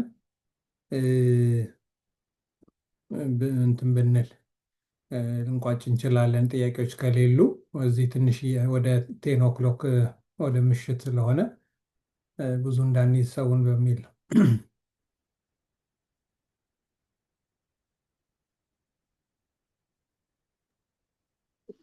መልካም። መጽሐፎቹ የእንግሊዝኛውን ትርጉም በተመለከተ የተነሳው ጀመር ላይ እያደራጀን ያለ ነው። በእኛ ፕላን ከአንደኛ እስከ 4ኛ ክፍል ያሉ የትግረኛም የኦሮሞኛም የእንግሊዝኛም በ2018 ቀጣይ ዓመት ይደርሳሉ ነው። ከዛ ከ5 ጀምሮ ያለውን ደግሞ ኔክስት ይር አጋማሽ ላይ እንጀምራለን። የዛሬ ዓመት ክረምት ቢያንስ የመጀመሪያ ደረጃ እስከ 7ኛ ክፍል ያሉትን እናደርሳቸዋለን የሚል እምነት ነው ያለን። ተስፋ አደርጋለሁ በዛ በእቅዳችን መሰረት እግዚአብሔር ረድቶን ለማድረስ እንሞክራለን። እናንተንም ኮሚኒኬት ያደርጓቸዋል። ነቀሲስ የምትሳተፉባቸው ጉዳዮች ላይ እናሳውቃለን በፕሮግራሙ መሰረት ማለት ነው። መጽሐፎቹ የተዘጋጁት አሁን የምታዩቸው የመምህሩ ማስተማሪያም የተማሪው መማሪያ እንዲሆኑ አድርገን ነው። እንደምታውቁት የመምህራን እጥረት በከፍተኛ ሁኔታ ስላለና አለመደራጀት ስላለ ቀለል ብለው መረዳት በሚችሉበት ፕሮግሬሲቭ ወይ ስለሆነ የተዘጋጀው ተማሪው ቢያነበው ከወላጁ ጋር ሆኖ መረዳት እንዲችል መምህሩም በተመሳሳይ መልኩ ማስተማር እንዲችለው ተደርጎ ነው የተዘጋጀው። አሁን ከአንደኛ እስከ 12ኛ ክፍል ያሉት ግን ኢንዴብስ እየተዘጋጁ ነው። ባይዘው ወይ ከ2019 ጀምሮ ደግሞ ለመምህራን የሚሆን ማለት ነው ኢንዴብስ ያለው የመምህሩ መምሪያ የሚሆን ሰፋ ያለ ነገር እየተዘጋጀ ነው ያለ ጠጠር ባለመልኩ ማለት ነው። አሁን ግን ኮመንሊ አብዛኛው ቦታ የመምህራን እጥረትና ችግር ስላለ ኮንሲደር ያደረገው መጽሐፉ መምህሩን ማስተማር እንዲችልበት ተማሪውም በቀላሉ አንብቦ መረዳት እንዲችል ተደርጎ መሆኑን ግምት ውስጥ እንድታስገቡ ነው። ለመምህራን ግን ቀጥሎ ዝርዝር የሆነ የመምህሩ አጋዥ መጽሐፍ እየተዘጋጀ የሚሄድ ነው የሚሆነው ማለት ነው። ይኸው ነው። እግዚአብሔር ይስጥልን ስለነበረን ጊዜ። ቀጣይ የሚኖረን ፕሮግራም የሚሆነው ምንድነው? እነዚህን ትምህርቶች ለመተግበር እቅዶቹ እንዴት ነው የሚዘጋጁት፣ በምን መንገድ እንዴት ይተገበራል የሚለውና የማስተማር ስነ ዘዴ ላይ ከህፃናት ጀምሮ እስከ ላይ ባለው የሰንበት ቤቶች የማስተማር ስነ ዘዴ ምን አይነት አፈጻጸም ይኖረዋል የሚለው የምንመለከተው። ስለዚህ አይ ቲንክ ከሁለት ከፍለን እንመድባለን ይሄንን የሚመለከታቸውን ሰዎች በዛ መልኩ ስልጠናው ይሰጣቸዋል። ስለዚህ ኔክስት ዊክ በሰዓቱ የሚጀምር አመቻቹና ሰውም መድቤ እልክላችኋለሁ። ስለነበረን ጊዜ እግዚአብሔር ስም የተመሰገነ ይሁን። በርቱልን፣ ጠንክሩ እላለሁ። አመሰግናለሁ። እግዚአብሔር ይስጥልን። ዲያቆን ዶክተር ስንታየው እግዚአብሔር ይስጥልን። ምናልባት መጽሐፍቱን ቀደም ሲል እንደገለጽኩት በደረጃ ነው ቅድም የገለጽከው። ለምሳሌ አንደኛ ክፍል ይላል።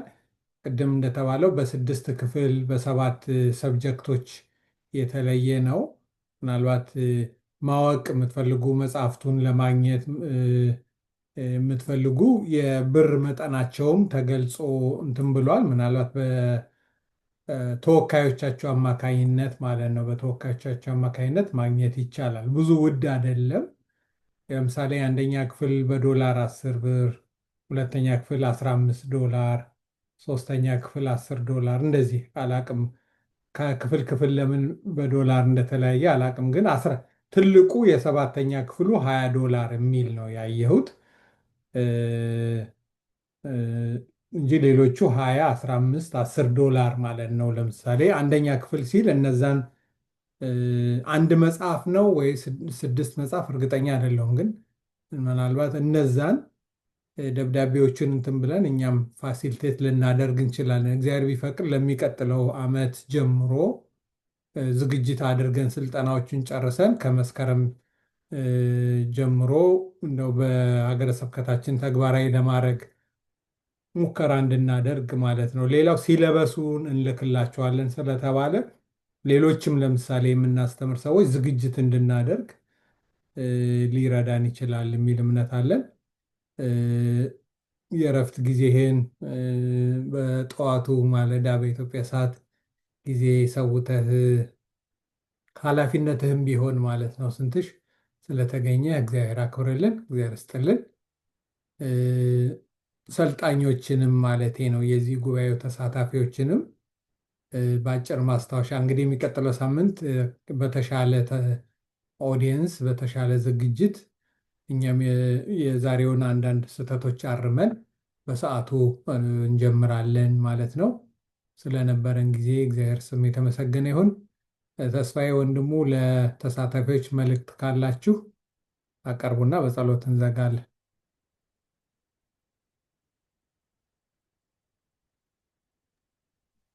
እግዚአብሔር ይስጥልን ቀሲስ። ያው እዚህ ላይ እስካሁን እንግዲህ ወደ 48 ተሳታፊዎች ይታዩናል። እንግዲህ ያሉ አብያተ ክርስቲያናት ይታወቃሉ ቁጥራቸው እንግዲህ እዚህ ወደ 17 እዛ ፖርትላንድ አካባቢና ስፖኬን ጨምሮ ወደ 5-6 ሊኖሩ ይችላሉ እና እዚያ ውስጥ ያሉ መምህራን በሙሉ ይሄ ስልጠና ባያመልጣቸው ይመረጣል። ያው እንዳያችሁት ከስላይዱ ብዙ ጠቃሚ ነገር እንዳየንበት ነው እና የተደከመበትም ስለሆነ እንዲገኙ በየአብያተ ክርስቲያናቱ ያሉ መምህራን በሙሉ ቢገኙ ጥሩ ነው። ምንድን ይሄ የማስተማሩ ጉዳይ ወጥነት እንዲኖረው ነው እና በየሰንበት ትምህርት ቤቱ አደራ መልእክት አስተላልፎልን ያስተላልፈን። የሚቀጥለው እንትናችን ስልጠና የሚኖረው ያው በቅድም አሁን መልእክቶች አይቼ ነው። ነገ የለንም የሚኖረን በሚቀጥለው ሳምንት ቅዳሜ በዚሁ ሰዓት ነው የሚኖረን።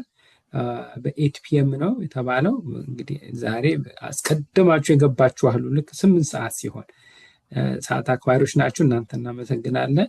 በእኛ በኩል ያለው ቅድም ቀሲስ እንደጠቀሱ አስተካክለን በሚቀጥለው ሳምንት 8 PM ላይ ስልጠናው የሚጀመርበት ሰዓት ነው። እግዚአብሔር ይስጥልህ ወንድሙ። ተስፍሻለህ መልእክት? በቃ ወንዴ ጨርሶታል። ምናልባት እንደው ያልሰሙ መልእክቱን ያላዩ ወንድሞች እህቶች ካሉ በስልክም ተደራሽ እንድናደርጋቸው እዚህም በተቻለ መጠን ፑሽ ስናደርግ የነበረው በመደዋወልም መልእክትን በመላላክ ነበር እና ሞር ወንዴ እንደገለጸው አትሊስት ሃይላይት ማግኘቱ ምን አይነት ኦብጀክቲቭ ይዘን ወዴት እንሄዳለን የሚለውን መንደርደሪያ ሀሳብ ማግኘት እጅግ በጣም መሰረታዊ ነገር ነው። ስፔሻሊ ይሄ የጭፍንን ጉዞ ከማጥፋት አንጻር ማለት ነው እና የሆነች ትንሽ ክሊር የሆነች አይዲያ ካለን በዛ ተንተርሰን ነገሮቻችንን በህብረት አጠናክረን ማሳደግ ወደምንችልበት መሄድ እንችላለን እና እዚህ ትሬኒንግ ላይ ያመለጣችሁ ምናልባት ኔክስት ላይ እንዲሁ ቁጥራችን ከፍ ብሎ እንዲሁ ተጨማሪ እውቀት ተጨማሪ ግንዛቤ ማግኘት እንድንችል ለጓደኞቻችን ለእህት ለወንድሞቻችን በተቻለን መጠን ማስታወቂያውን እኛም እርስ በርስ እንስራውን እዚህ ውስጥ ያለ ነው ለማለት ነው። እግዚአብሔር ይስጥልኝ። እሺ እግዚአብሔር ያክብርልህ። ትርሲት ጸሎት ልናደርግ ነው። እሺ አንድ 30 ሰከንድ። ቅልል አሁን ከሰንበት ትምህርት ኃላፊያችን ጋር ቻት እያደረኩ ነበረ። መጽሐፉን ማዘዝ ስለምፈልግ ለዚህ ለማሳወቅ ፈልግ። ጥሩ እንማከራለን። እኛ ፋሲሊቴት እናደርጋለን በጽህፈት ቤት ደረጃ ያው ስራ አመራርም ስለሆንሽ እንማከራለን። እሱ እግዚአብሔር ይስጥልን፣ እግዚአብሔር አክብርልን። አምላካችን እግዚአብሔር አነሳስቶ ስላስጀመረን አስጀምሮ ስላስፈጸመን ስሙ የተመሰገነ ይሁን። በገለጻው ያገለገለንን ወንድማችንን ቃለ ሕይወት ያሰማልን፣ በጸጋ በረድኤት ይጠብቅልን፣ የቤተክርስቲያን አገልግሎት ያስፋልን፣ አጽራረ ቤተክርስቲያን ያስታክስልን። አምላካችን እግዚአብሔር ከእመቤታችን ከቅድስት ማርያም ከሊቀ መላኩ ከቅዱስ ሚካኤል ከቅዱስ ገብርኤል ከቅዱሳን ረድኤት በረከት ያሳትፈን። ሌሊቱን የእረፍት የሰላም ሌሊት ያደርግልን። አሜን። አቡነ ዘበሰማያት ይትቀደስ ስምከ